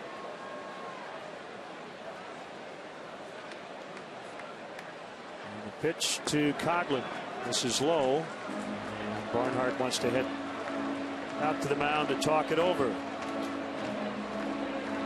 Make sure you keep up with the pennant races in true HD quality on MLB.TV Premium. Watch every out-of-market game live on more than 400 supported devices. Real-time highlights, live look-ins, pitch tracking widget, and more. Visit MLB.TV today. You got to get the pitch tracking widget.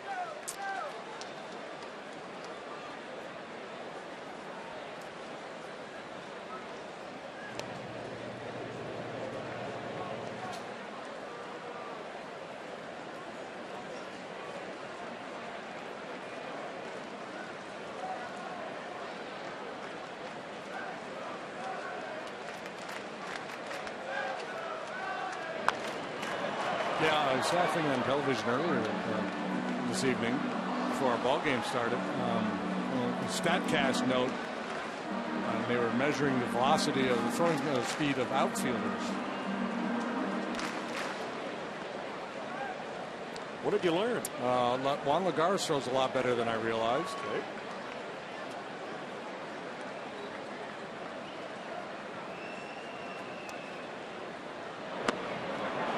Two to Coghlan. Either a stumble or a duck by DeSclafani, perhaps some lingering effects from the line drive by Schwarber.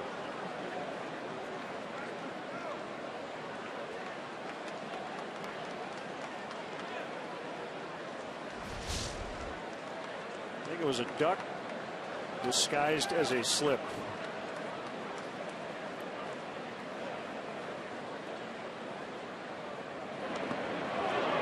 In front of home plate. Coghlan held, and Schwarber will take second on a wild pitch. Great read.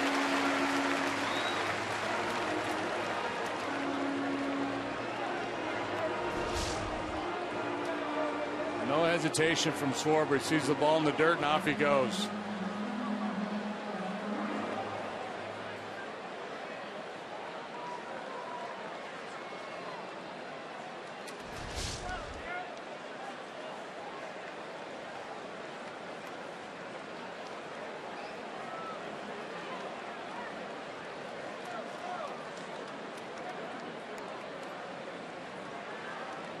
A little bit surprised that nobody's up in the Reds bullpen. DeSclafani obviously has pitched very well here tonight, but he's up at 90 pitches now. It's a very hot night.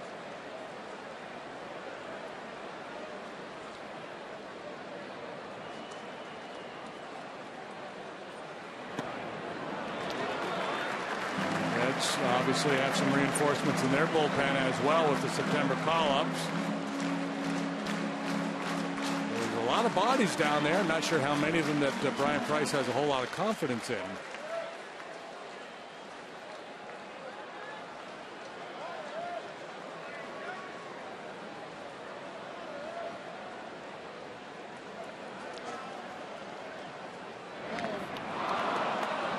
We'll do it again.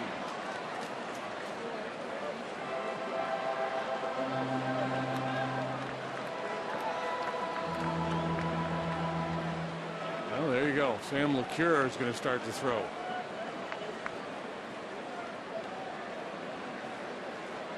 Hoping to possibly be LeCure for whatever is ailing the Reds. Don't even laugh. Let the record show that I'm smirking. Now that you've proven you can do play-by-play, you don't need me anymore.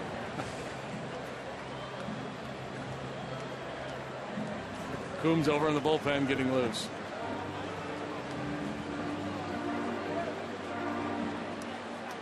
Oakland. Hey, Vin dropped a render unto Caesar, a two-base hit the other night, which is about as good as it gets.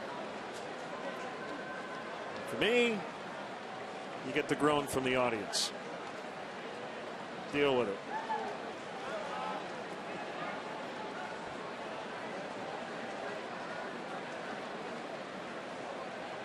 No such thing as a bad pun.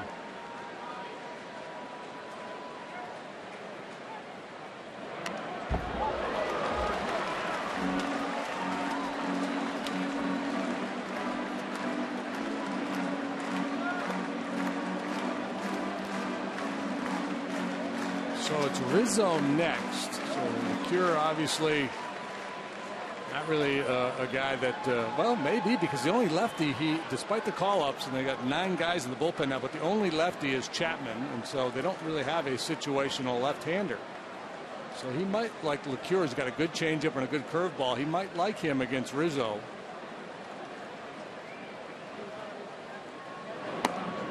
Ball 4. A good battle and a walk earned by Coghlan. Sclafani taking a shot at that inside corner.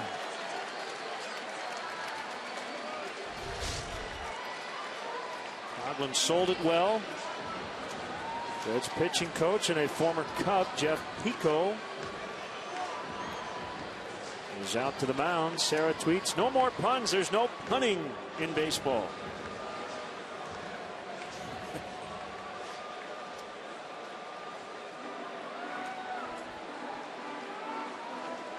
I'm up. Kerry Muscat asks us to vote on the MLB.com awards. What are those called? The Gibbies. The Gibbies. So maybe a nominee for worst joke of the year, worst pun of the year. I'm not too proud to throw my hat in the ring.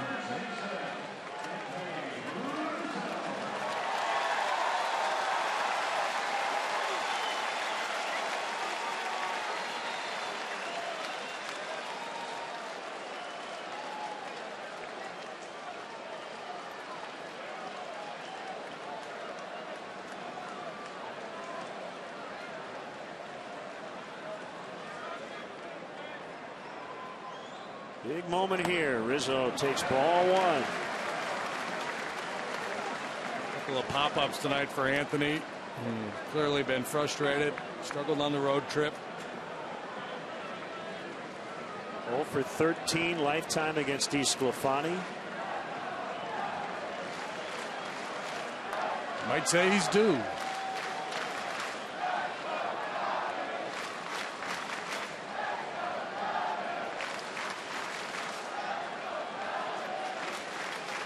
Well, the Cubs won 2-0 on Sunday behind Jake Arrieta. They got a 2-run homer from Bryant in the first. They scored 6 last night, but gave up 13. By and large, the offense has not done a whole lot lately. Granted, they have faced some pretty highly decorated pitchers, including Madison Bumgarner, Clayton Kershaw, in this last road trip. Tonight, Anthony DeSclafani has kept them to 1 run to this point. The Cubs are threatening. DeSclafani, now he's pitching to preserve his lead. He walked Coghlan. He's very cautious here with Rizzo. What you want to do if you're Anthony is just make sure you get him in the strike zone.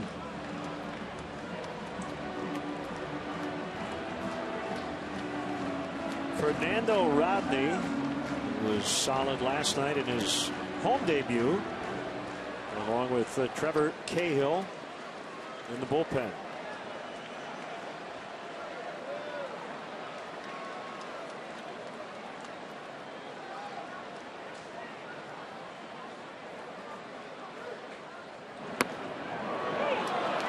Two and two.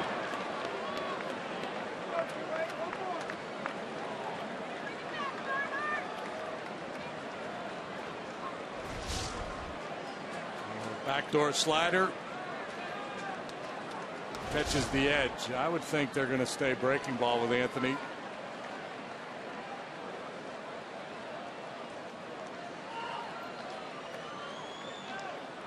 Nope.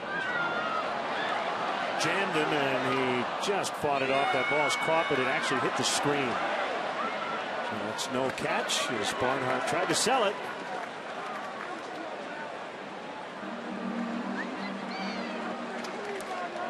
So we'll do it again. 2 and 2.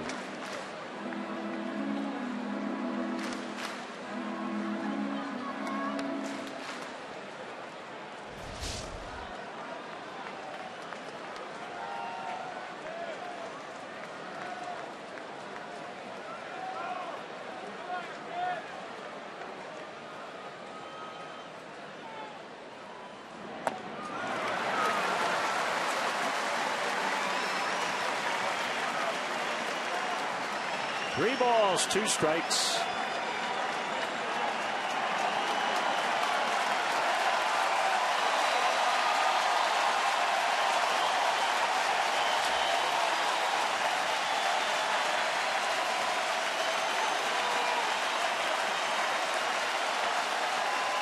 And sensing a potential moment here. Rising for Rizzo.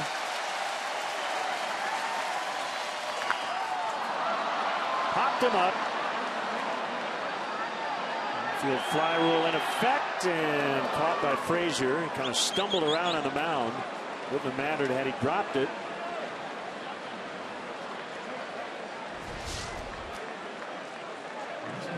A 3 pop-up night for Anthony, and Frazier working his way across the top of the mound, puts it away.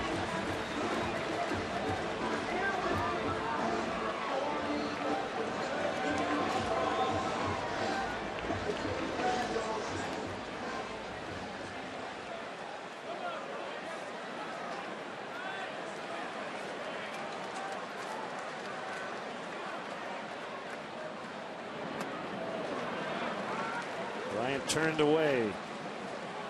Ball 1. Yeah, we've seen a couple of those from DeSclafani in this inning. As you start to tire, you start to try to force it a little bit. Legs maybe not quite under you as solidly as they were earlier in the ball game.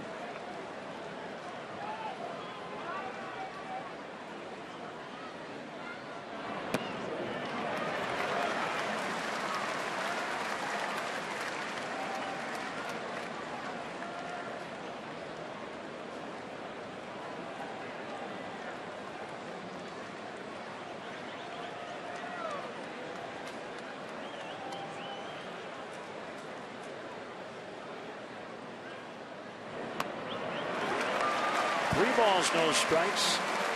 Montero on deck.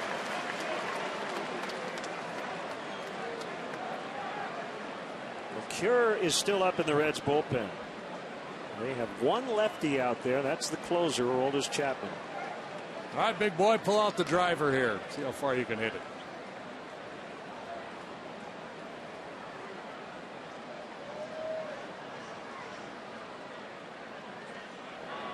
He did. Not get a heater though. Ball, yeah.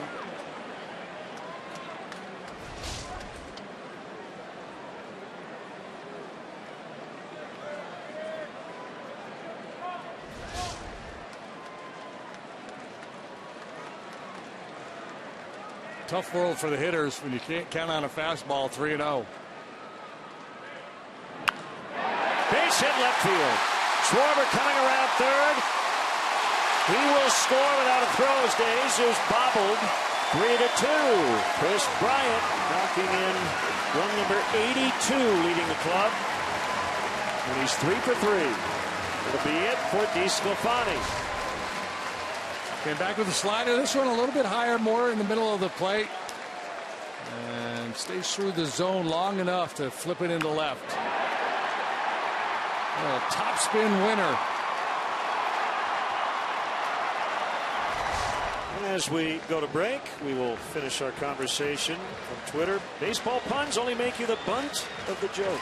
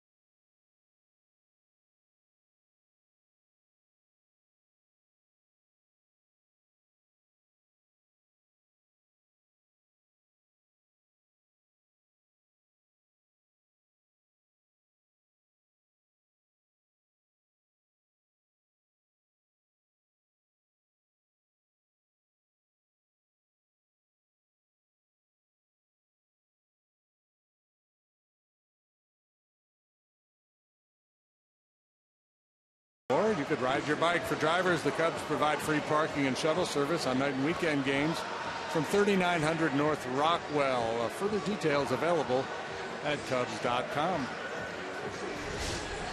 Veteran right-hander Sam LeCure.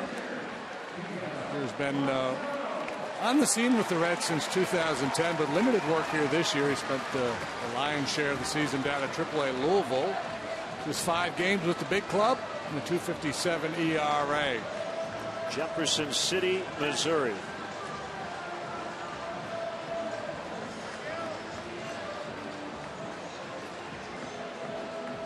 He debuted in 2010. 62 appearances last year, 63 the year before. So he's been a steady part of their bullpen, but did not make the club this spring.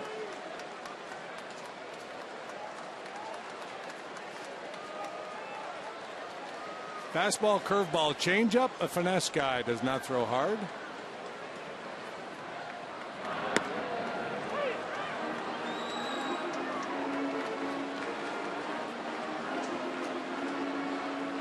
Well, I went to Jefferson City once.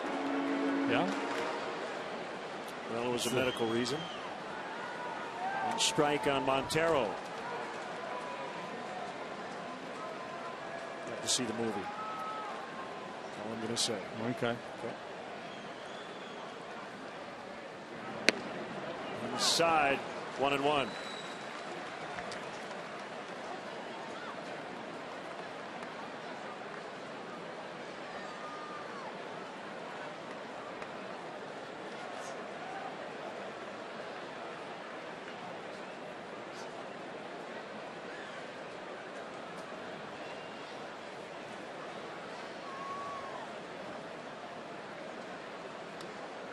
3-2 Reds. 2 outs, a run in. Swing and a miss. Here, did he think that was strike 3? Kind of looked like it, didn't he? Yeah, he did. Trying to sell it now, just kind of casually. Now he's asking about the count, but he was doing the. I just got the 3rd out walk off. Whoop, whoop, whoop. Drop anchor. Beep, beep, beep.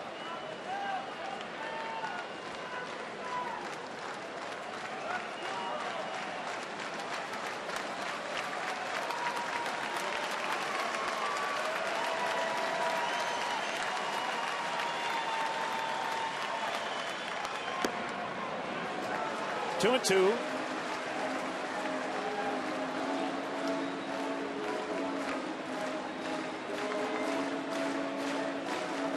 Fastball mostly for show for LeCure. He'll use it, he tried to dare that little comeback to the inside corner fastball, but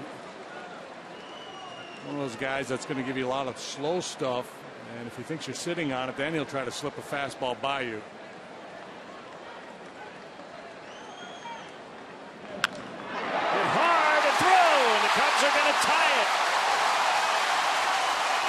Scores. Bryant safe at 3rd. It's 3-3. Well, a real nice push here by the Cubs in the bottom of the 6th. Real quality work.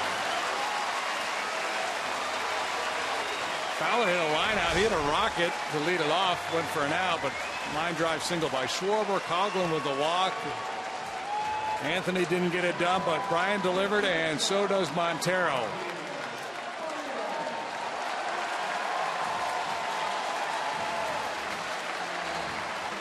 And Sam LeCure would love to have that one back. Fastball out over the plate for Montero.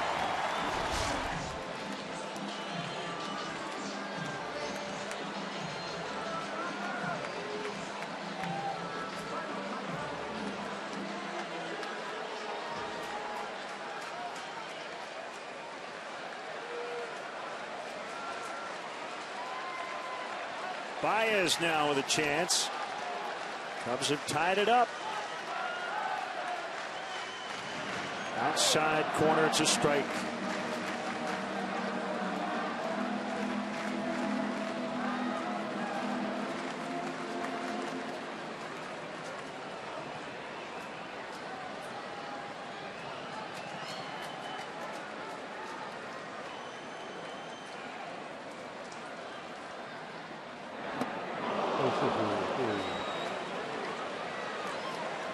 Just pulled off a little bit.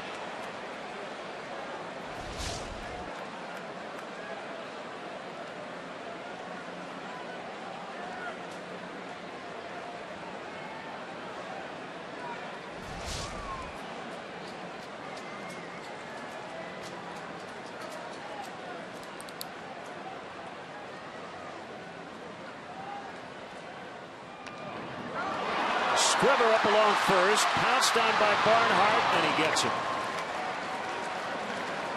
But the Cubs get 2 RBI hits from Bryant and Montero, and it's 3-3.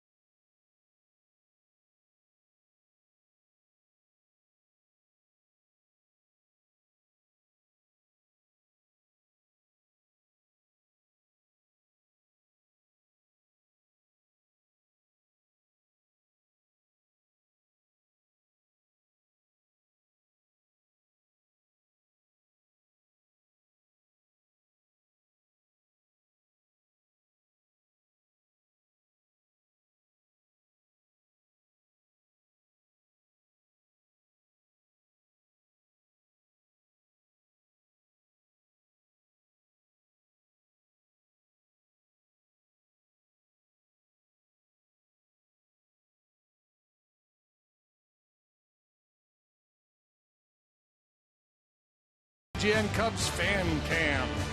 Highway was teasing me with promises and visions of a country unseen in a black limousine. The better part of my 20s on the corner of this dirty street, a decade in the making, just to lose her on two tender feet. Saying dreams come true, dreams come true, dreams come true, dreams come true. She wasn't having anything, no birds or any bees. Girl, don't go shooting all the dogs down just 'cause one's got fleas.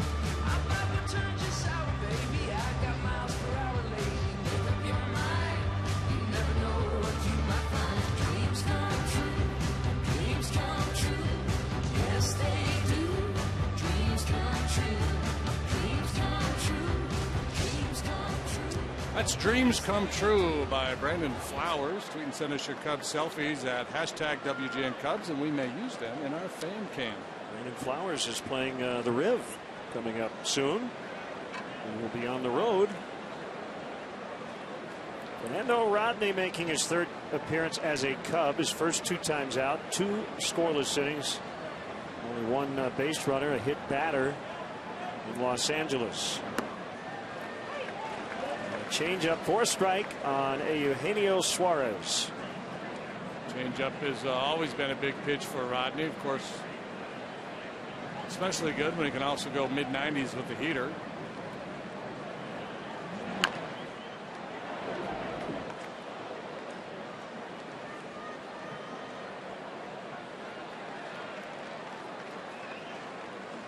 The other part of the acquisition I like is, Pedro Strop has his hat tilted to the right.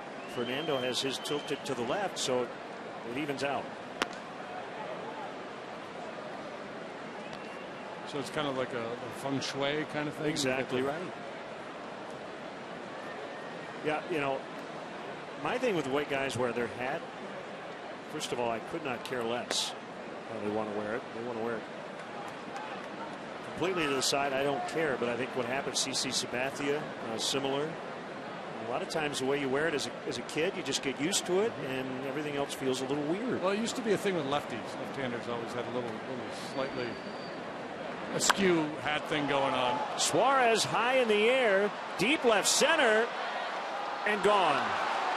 His second enormous home run in this one, and he didn't realize it left.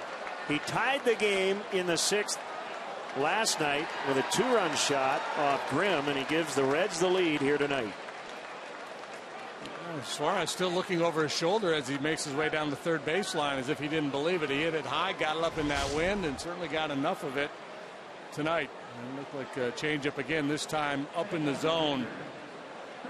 Schwarber in pursuit, but just runs out of room. Well, as soon as the Cubs tie it, boom, there it goes.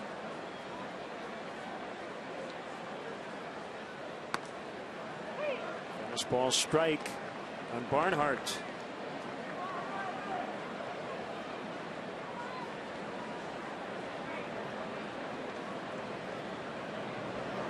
No, actually, their hats are tilted to the same side, so my theory doesn't work.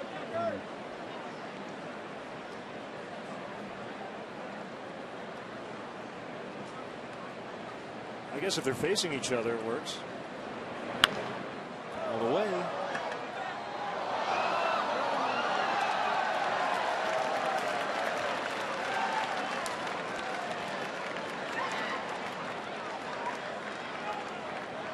Aroldis Chapman pitched 2 innings in the ball game last night. May or may not be available here tonight. He hasn't had a lot of work lately because the Reds haven't been doing a lot of winning.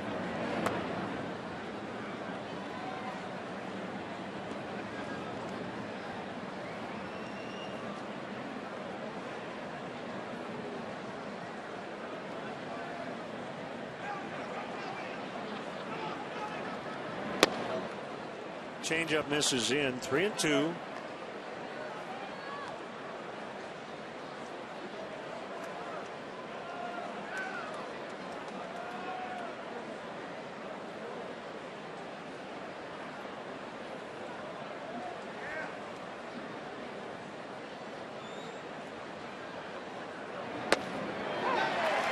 Strike 3.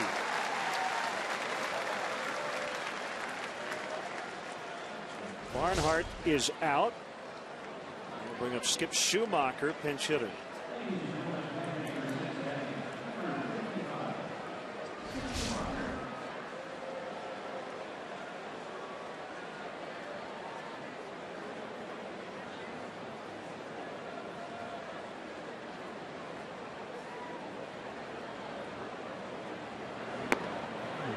Good change. Change up to get the Barnhart looking, and another one to get the swing and miss from Schumacher.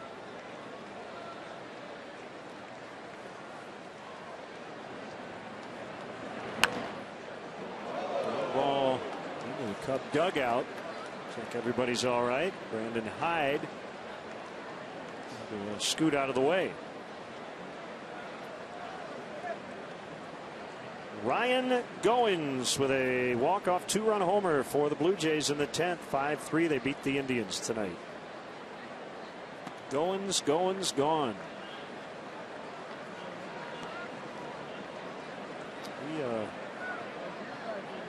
Yeah, 2-run homer to win it.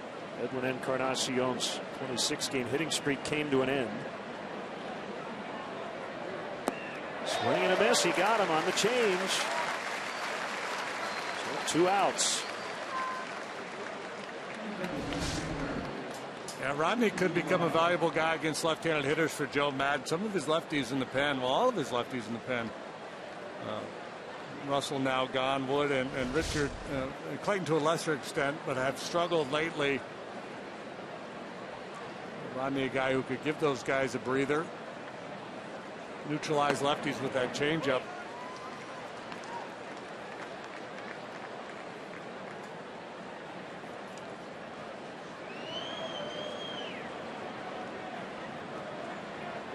So we'll see Burke Badenhop in the bottom of the 7th. For the Reds, as Bourgeois cracked his bat on a foul.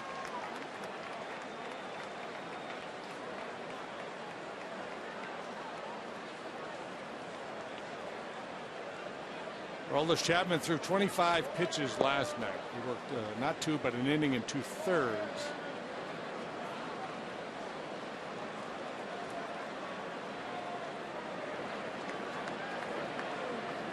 Two strikes on Bourgeois. Here it comes. 1-2.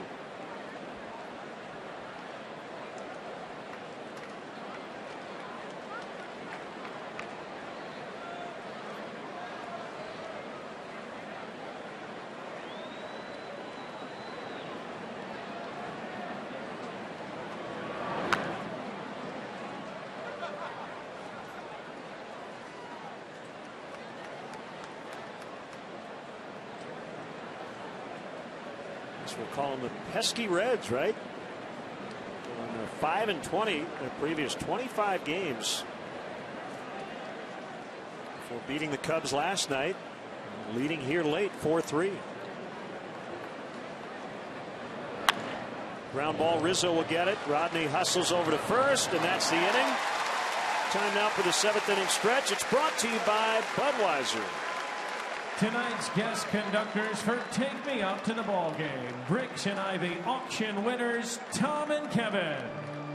Okay, Cub fans, it's 2015, and we are back to the future. So let me hear you. A 1, a 2, a 3. Take me out to the ball game. Take me out with the crowd. I need some peanuts and Cracker Jacks. I don't care if I never get back. Let me root for the Cubbies. If they don't win, it's a shame. For it's 1, 2, 3 strikes, you're out at the old ball game. Let's get some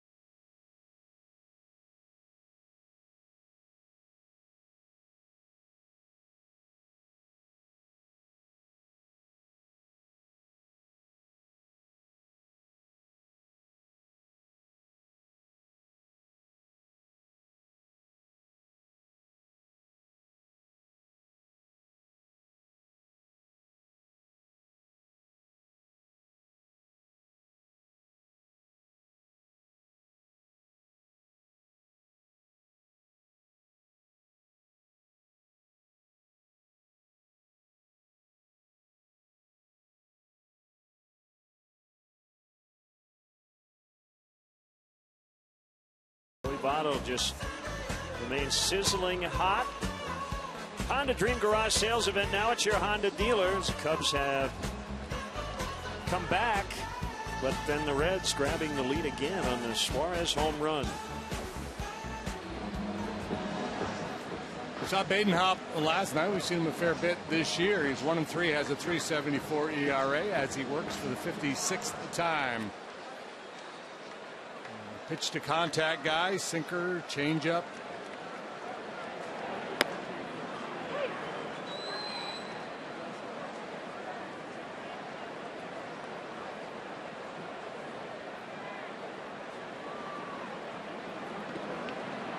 Stella sends one airborne out to De Jesus in left. He's got it. Slider or cutter there from Badenhop to get LaStella.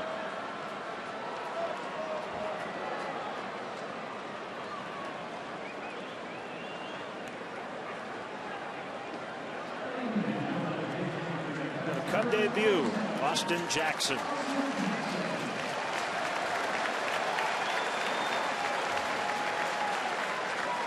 Acquired yesterday from the Seattle Mariners. Yes, he is, and everybody else who's called up today, they're all eligible for the postseason roster.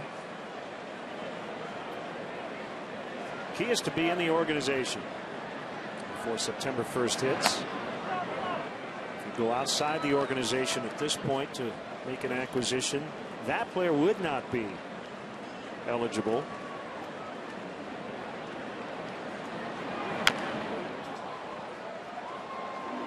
6'1", 205. He's 28 years old. He's from Denton, Texas. The Yankees took him in the 8th round of the 05 draft. He debuted with Detroit in 2010. That year he stole 27 bases, still a career high at 293.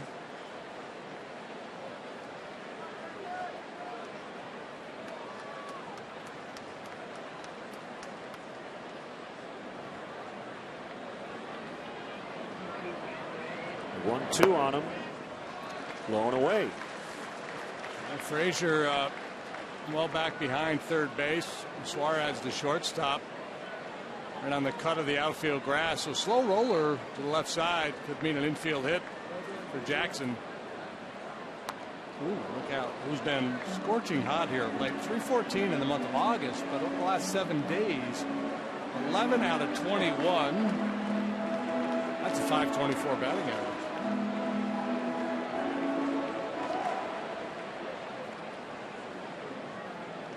On Sunday at the Cell, he went deep. He was here very recently with the Mariners on Sunday. I wonder if he got any sort of heads up that he might be traded here.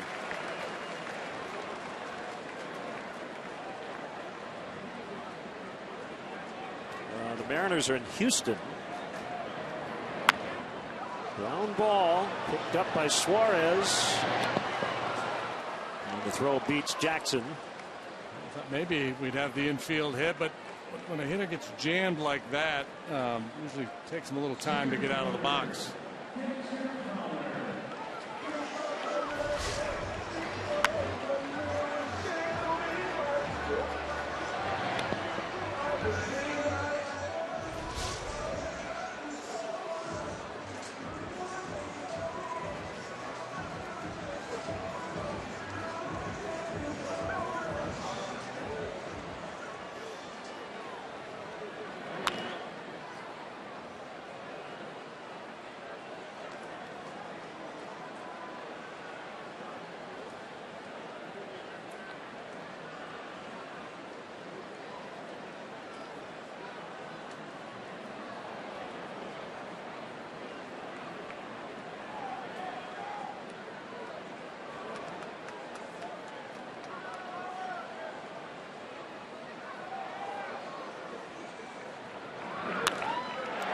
To right for a base hit. Fowler is on.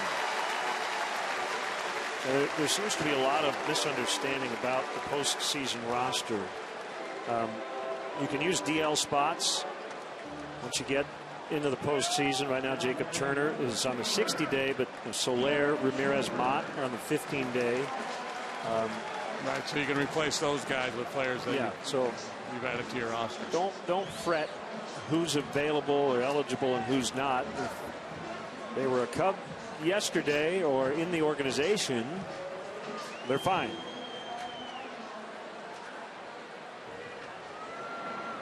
Fowler finally rewarded for his good work here tonight. He's hit it hard 3 times. Finally gets rewarded with this 2-out single here in the 7th. You know, I was talking to Dexter the other day. He really said he didn't change anything going into the second half. He took a lot of called strikes on pitches that were out of the strike zone in the first half, so maybe getting a little more fortunate as he's continued to take those pitches that he doesn't think are strikes. As the result of the walks, maybe he's getting a few more pitches to hit. I think a lot of it just becoming that old story about a guy ultimately becomes, you know, who he is, and he was well below his career norms, and now he's playing catch up. Swing and a miss by Schwarber. It's 2-1.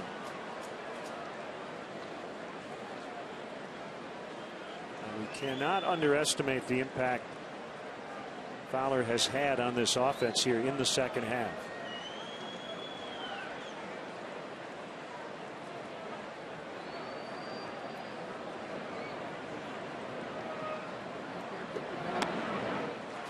Three and one.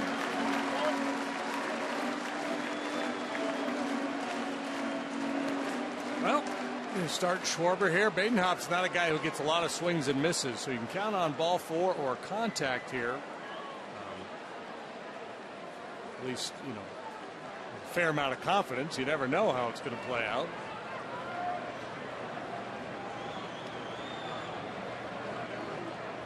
Not running. Strike 2. Didn't get ball 4, nor did you get caught. I think we got ball 4, but we didn't get a ball 4 call.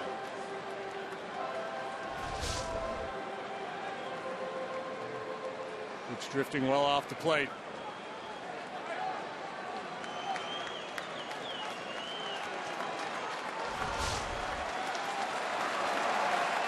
The challenge for Schwarber is to stay true to his zone. A pitch off the plate called like that, there's a tendency to get a little expansive. There goes Fowler on the 3-2 and pulled foul by Schwarber.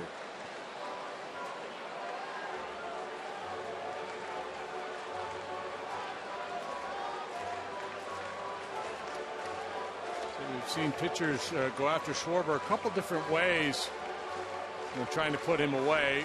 The way pitchers go after a lot of guys. Soft stuff down and in, or breaking ball from righty down and in, or the elevated fastball. Now, the elevated fastball, that's not a big part of Badenhop's game.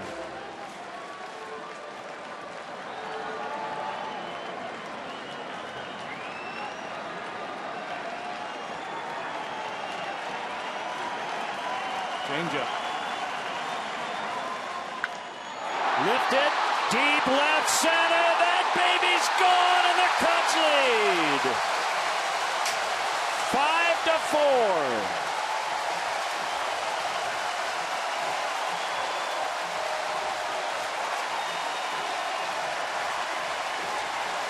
Oh, there's a lot of folks back home happy with that swing of the bat. Kyle Schwarber, against the team he rooted for as a kid, continues to punish them. Third time he has scored tonight. This time he drives himself in. And look at that swing. That changeup is outer third and down. And he crunched it.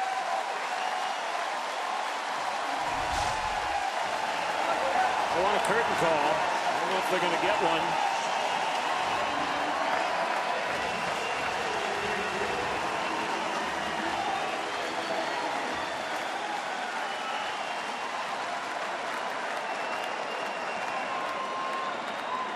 Cubs have their first lead of the night.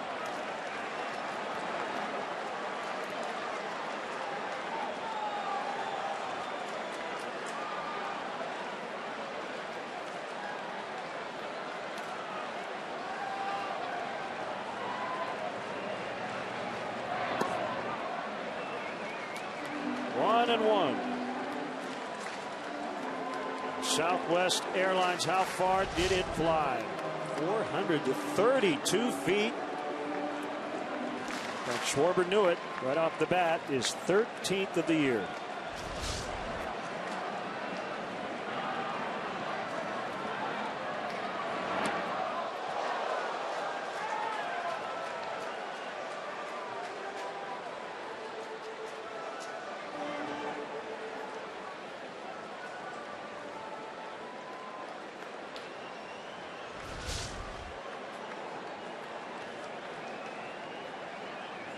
Knifes him with an inside fastball.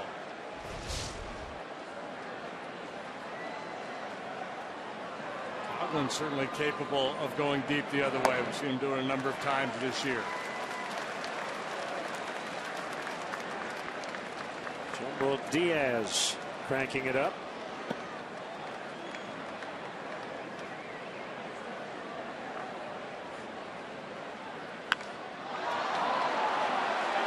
Corner, fair ball. And I think it was touched by a fan. It'll be a double for Coughlin.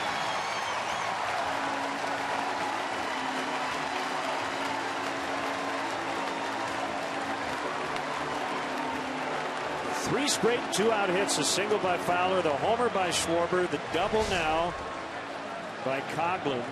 And by the way, that's the first homer allowed by Burke Badenhop since April 21st. He gave up homers in back-to-back games. Braun and Herrera of the Brewers homered off him. And this is the first one since.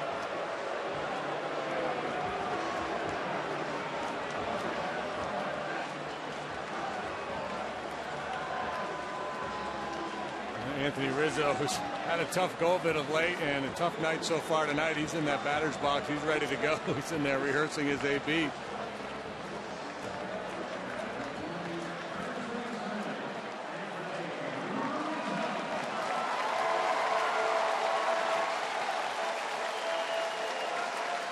What's the strategy if you're the Reds? You've got a base open. Anthony's scuffling. Chris Bryant's on deck. He's 3 for 3 tonight. Ryan Matthews threw one pitch last night for the Reds. That pitch ended up being a hit. He got the win. Tonight, Fernando Rodney gave up the go-ahead home run, and he could get a win. Yeah, well, we talk a lot about the wins being a cheap stat. It can be a deceiving stat for a starting pitcher. It really can be for a bullpen guy.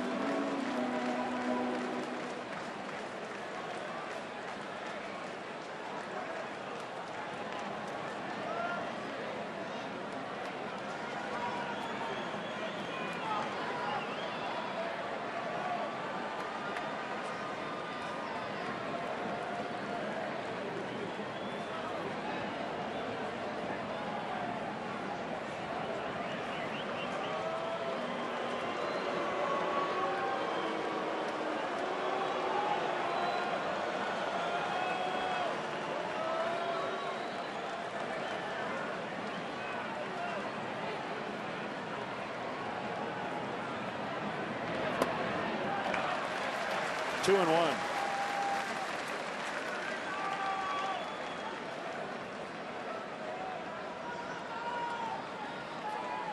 Been able to tie Anthony up with hard stuff in tonight. Well, Badenhop has enough giddy up on the fastball where he's going to challenge him inside, though.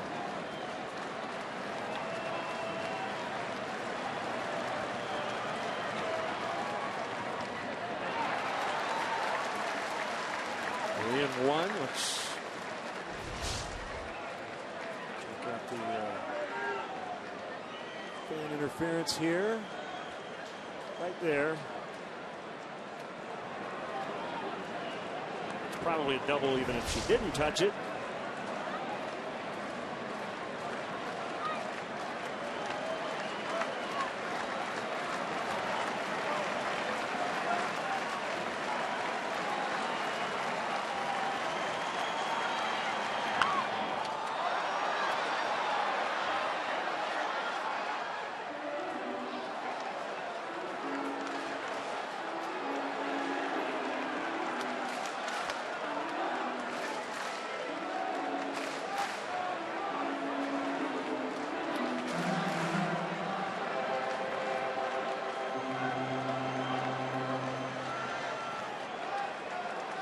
5-4 on the 2-run homer by Kyle Schwarber.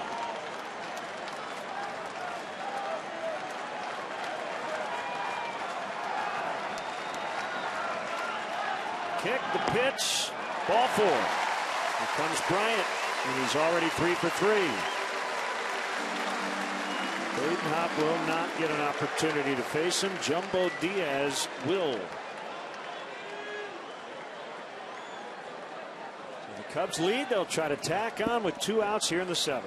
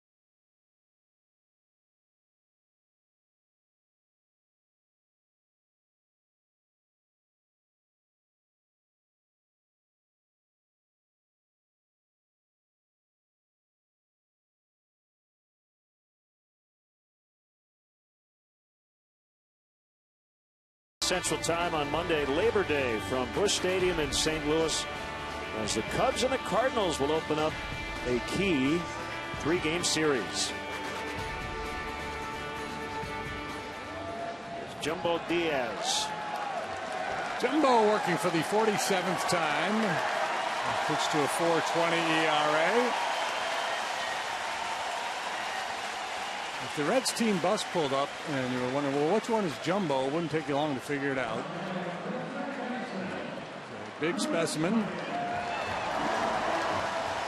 And as you might expect, he's a hard thrower.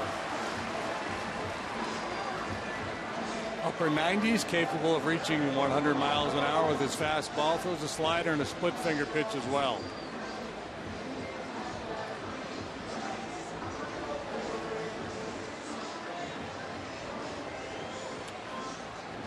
Meantime, the Iowa Cubs are in Oklahoma City, and I mentioned they're trying to catch them for a playoff spot. They are in the 17th inning tonight, tied at 4-4.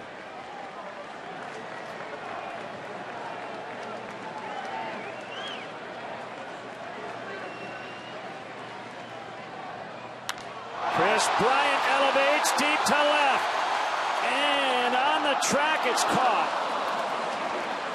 I thought he got it. Schwarber got it, and the Cubs lead 5-4.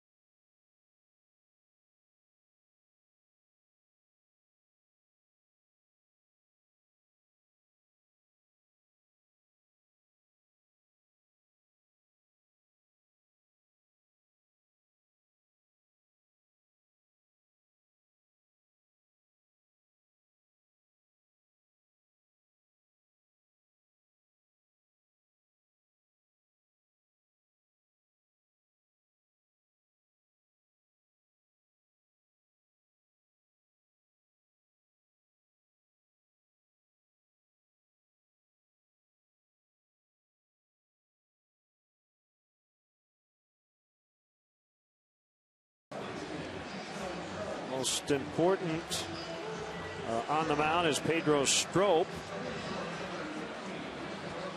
Well, Pedro Strop been on a little bit of a sabbatical. He has not pitched much lately. Just once on the road trip, pitched the opener of the series in San Francisco. So just one time has he been out there since the 22nd. Northia in and for Schwarber. Jackson stays in after pinch hitting. Plays right. Swing and a miss, Jay Bruce.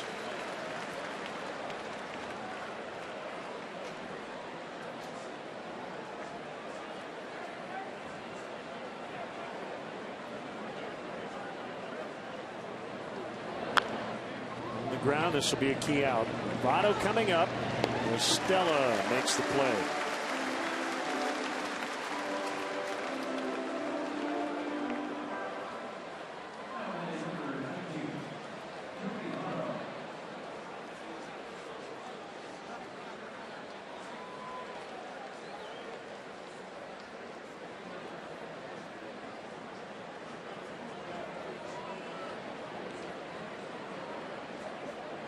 His home run on in the first inning came on the very first pitch he saw from Dan Herron.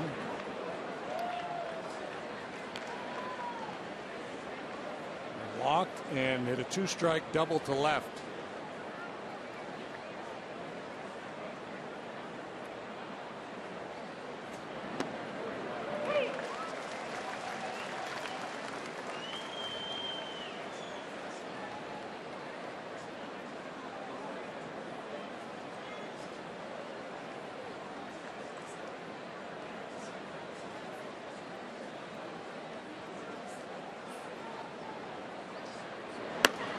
Down the middle. 1-2.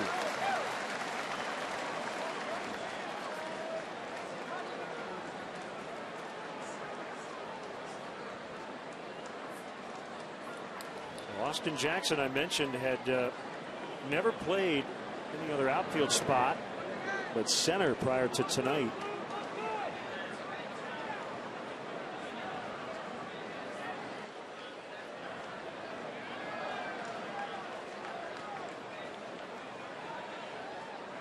Two and two.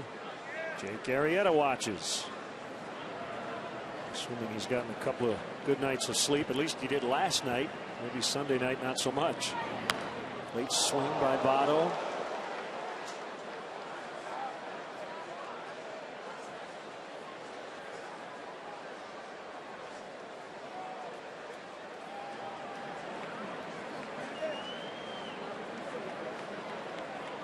Oh, and the Iowa Cubs, that's the first game of a doubleheader. Oh, my. And they're now in the 18th. Have fun, fellas.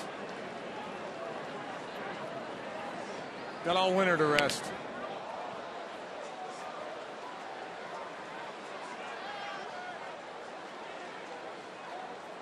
So the Dodgers, you see they sent Jake Arrieta a bunch of stuff, including the pitching rubber, and it weighs 60 pounds. Why does it weigh 60 pounds? Because it's dug into the mound. Line shot. Sliding grab by Denorfia. I guess Jake weighed it in the clubhouse today. 2 away here in the 8th. So they didn't just send him the slab, obviously.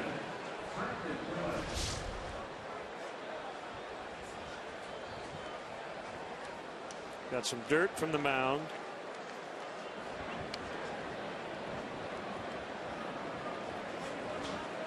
Very nice gesture by the Dodgers. Hey, they got Joey Votto out. A scorcher to left. No style points at this point, leading by a run late.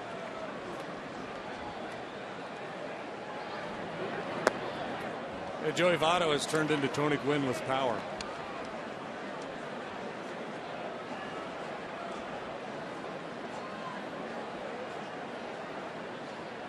That's quite a statement. He's nudging his way into the MVP conversation. It's going to be very tough. Right now he's on a last place club. I'm not saying he's going to win it.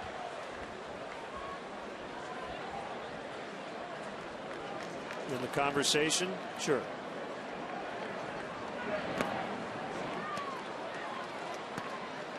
You and I do not have a vote. I think we are both in agreement. They should give that award to the best player in the league.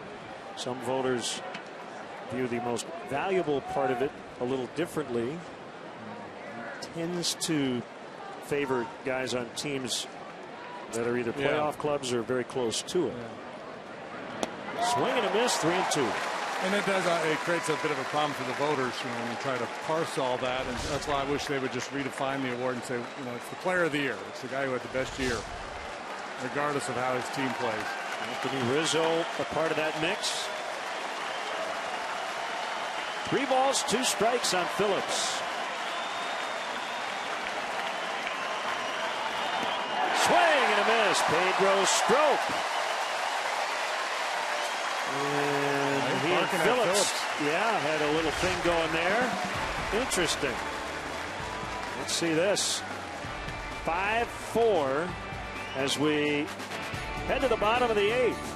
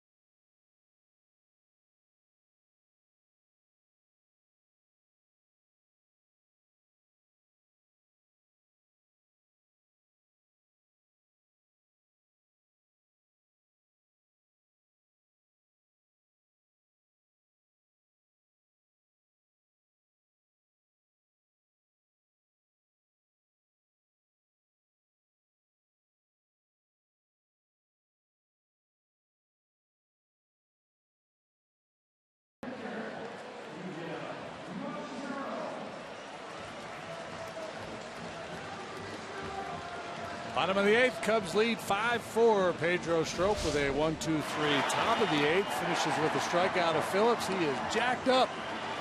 It's Pedro running off the mound, screaming in the general direction of Brandon Phillips. Gives him a thumbs up and a big smile and says, "We'll battle again another day." That is how you defuse a situation. Nicely done by Brandon Phillips.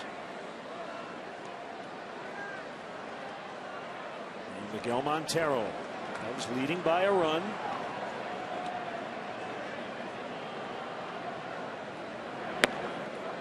Swing and a miss. A change up from Jumbo. There's Hector Rondon in the Cubs bullpen.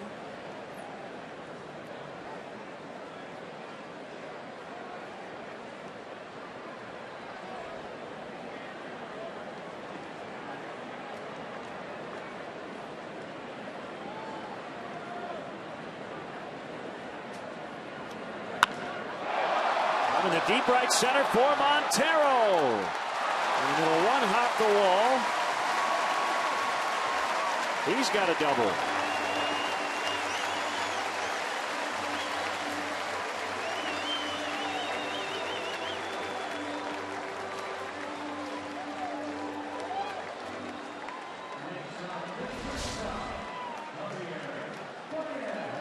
Running fastball out away from him, but up a little bit. Montero able to go out there and hook it into the alley in right center.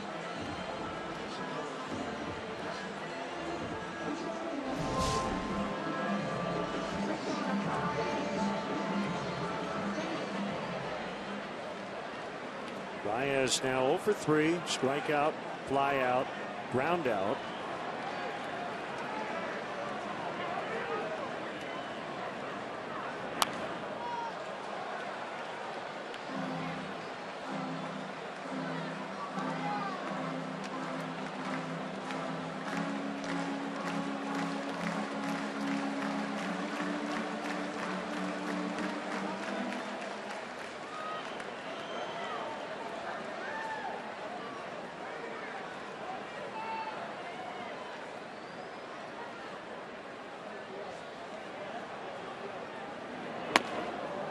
Swing and a miss. 0-2, 99 miles an hour from Jumbo Diaz. That was a jumbo fastball.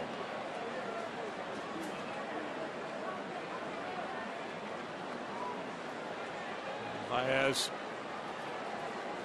looking to get a little something done here. If he can't drive the run in, would love to at least get him over to third base.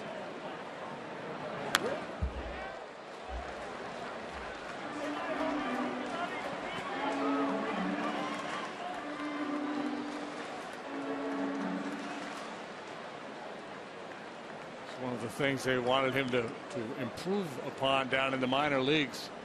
A bit better two-strike approach, willingness to shorten the stroke a little bit.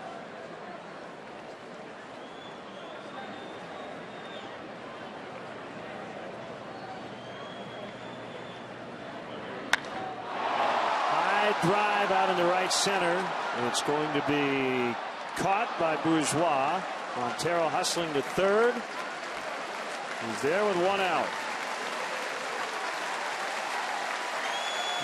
Baez won't get any points there, but that was a productive out with 2 strikes. He made contact, drove the ball deep to the outfield, gets Montero to third base. And some high fives from his mates in that crowded Cub dugout.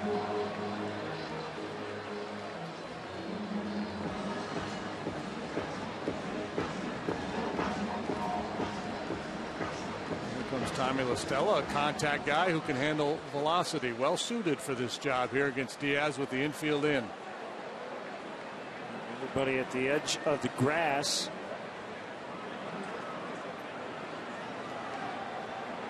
Bruce really deep and right. La Stella looks at ball 1.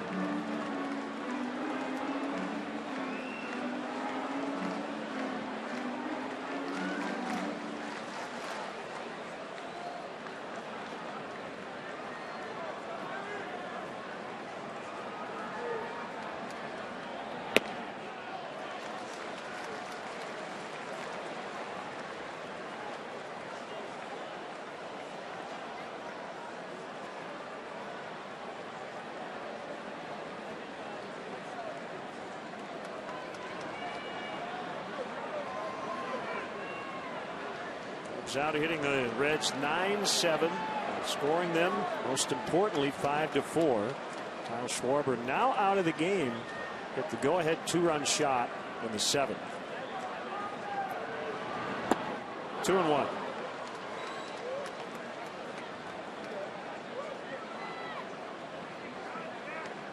I think Jumbo's focusing too much on direction right now. Just shoving it up there, reaching back and letting it fly.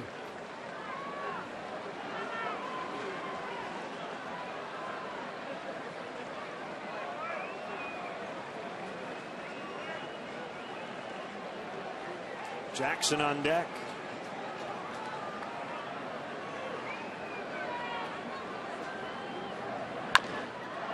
Bounce to Phillips. Montero's got to stay at third. As La Stella grounds out, 2 away, and here's Jackson. The speedier guy there, probably going on contact.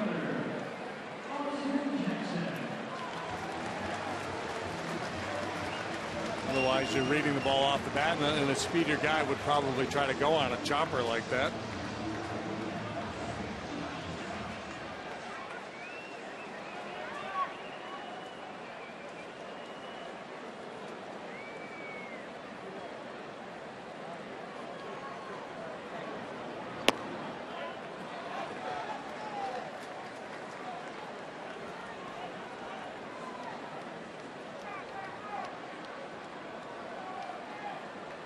Austin got a little bit of the Dusty Baker thing going. The lizard thing.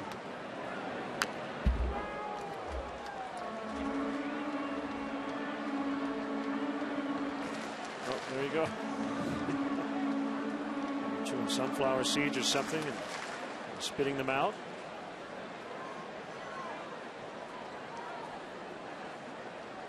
Well, this would be a nice. Hi, how are you? I'm Austin Jackson. Here's a little insurance run base hit for him here. Oof. To dial it up a notch.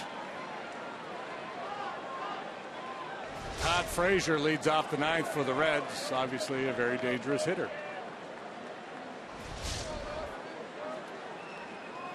It would be nice to face him with a 2-run lead.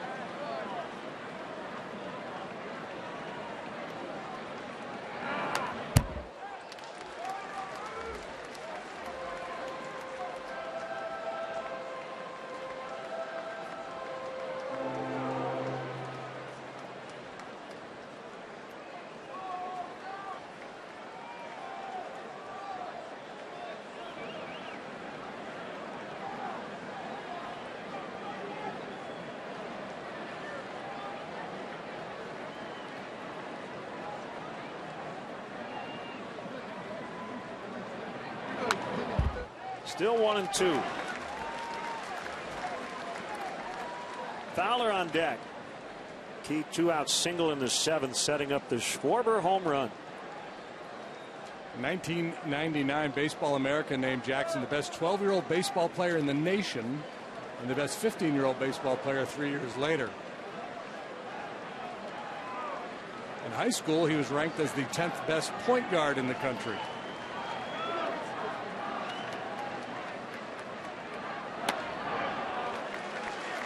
Two and two.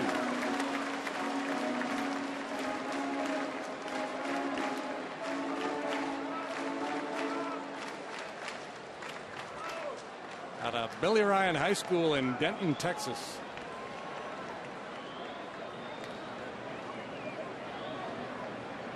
Open stance as he waits on a 2-2 from Diaz, and he fouls into the upper deck.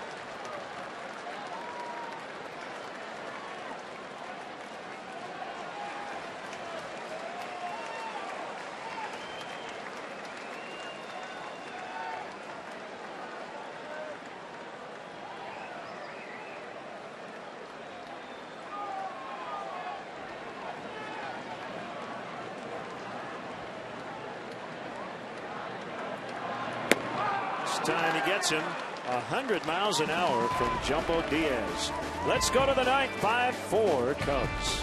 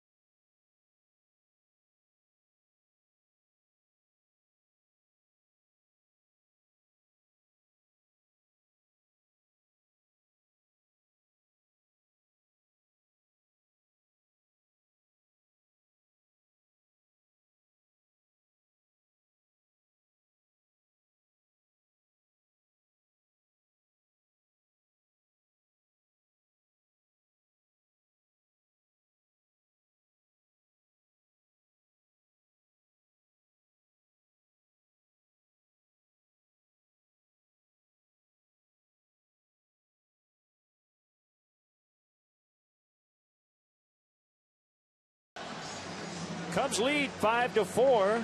Seesaw battle tonight. And the Cubs trying to set up a rubber game tomorrow. Well, here comes Hector Rondon, a 5-2 record, a 1.55 ERA, 24 saves and 28 tries. He too, like Stroke, out there for the first time since Tuesday last, the win over the Giants. He picked up the save in that ball game. He should be fresh. We'll see how precise he is. Inside on Todd Frazier. That was a slider at 88 for ball one. A slider that didn't slide. Frazier 0 for 7 in the series to this point. There you go. Good adjustment. Good action on that pitch, but off the plate.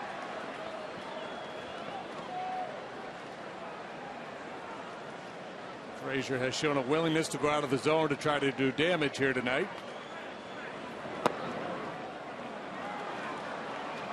3-0. Wind has kicked up, and it's blowing straight out to center again.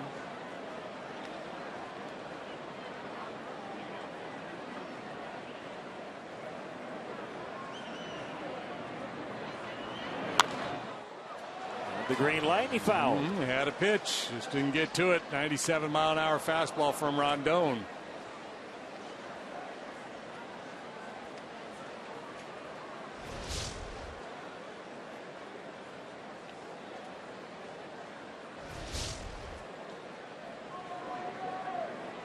Three and one, the wind and the offering, and he chops it foul.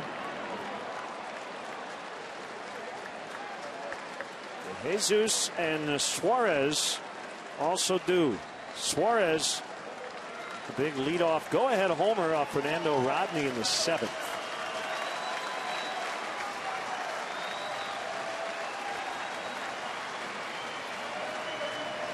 Here comes a 3-2.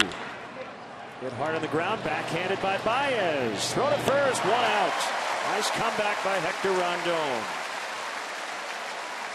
Had to challenge. He started pumping fastballs in there. Frazier had a couple good whacks at it. Nice job by Rondon.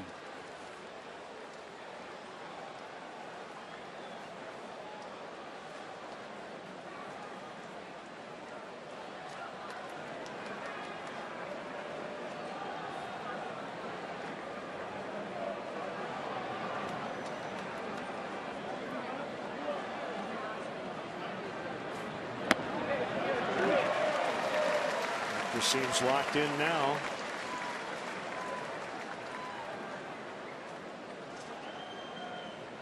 That's the pitcher's strike we were talking about earlier. He's 0-1. Late swing. 99 for Rondon. Chapman hit 103 last night. Diaz hit 100 tonight. Rondon for the Cubs 99.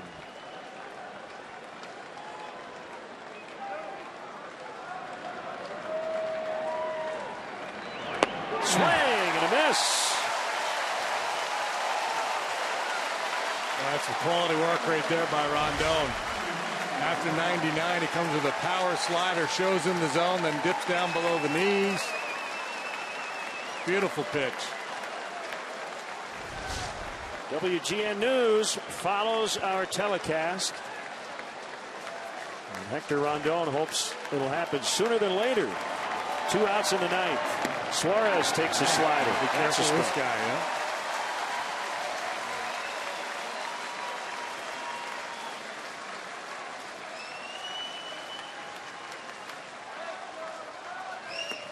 Strike 2, 100 on the gun.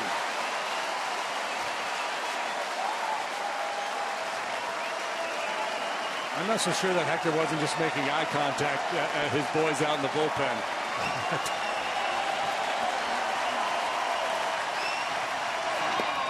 Win. Hector Rondon starts the inning 3-0 and then just totally dominated. Strikes out the final 2 of the inning. Yeah, he's tipping his hat to the guys in the pen.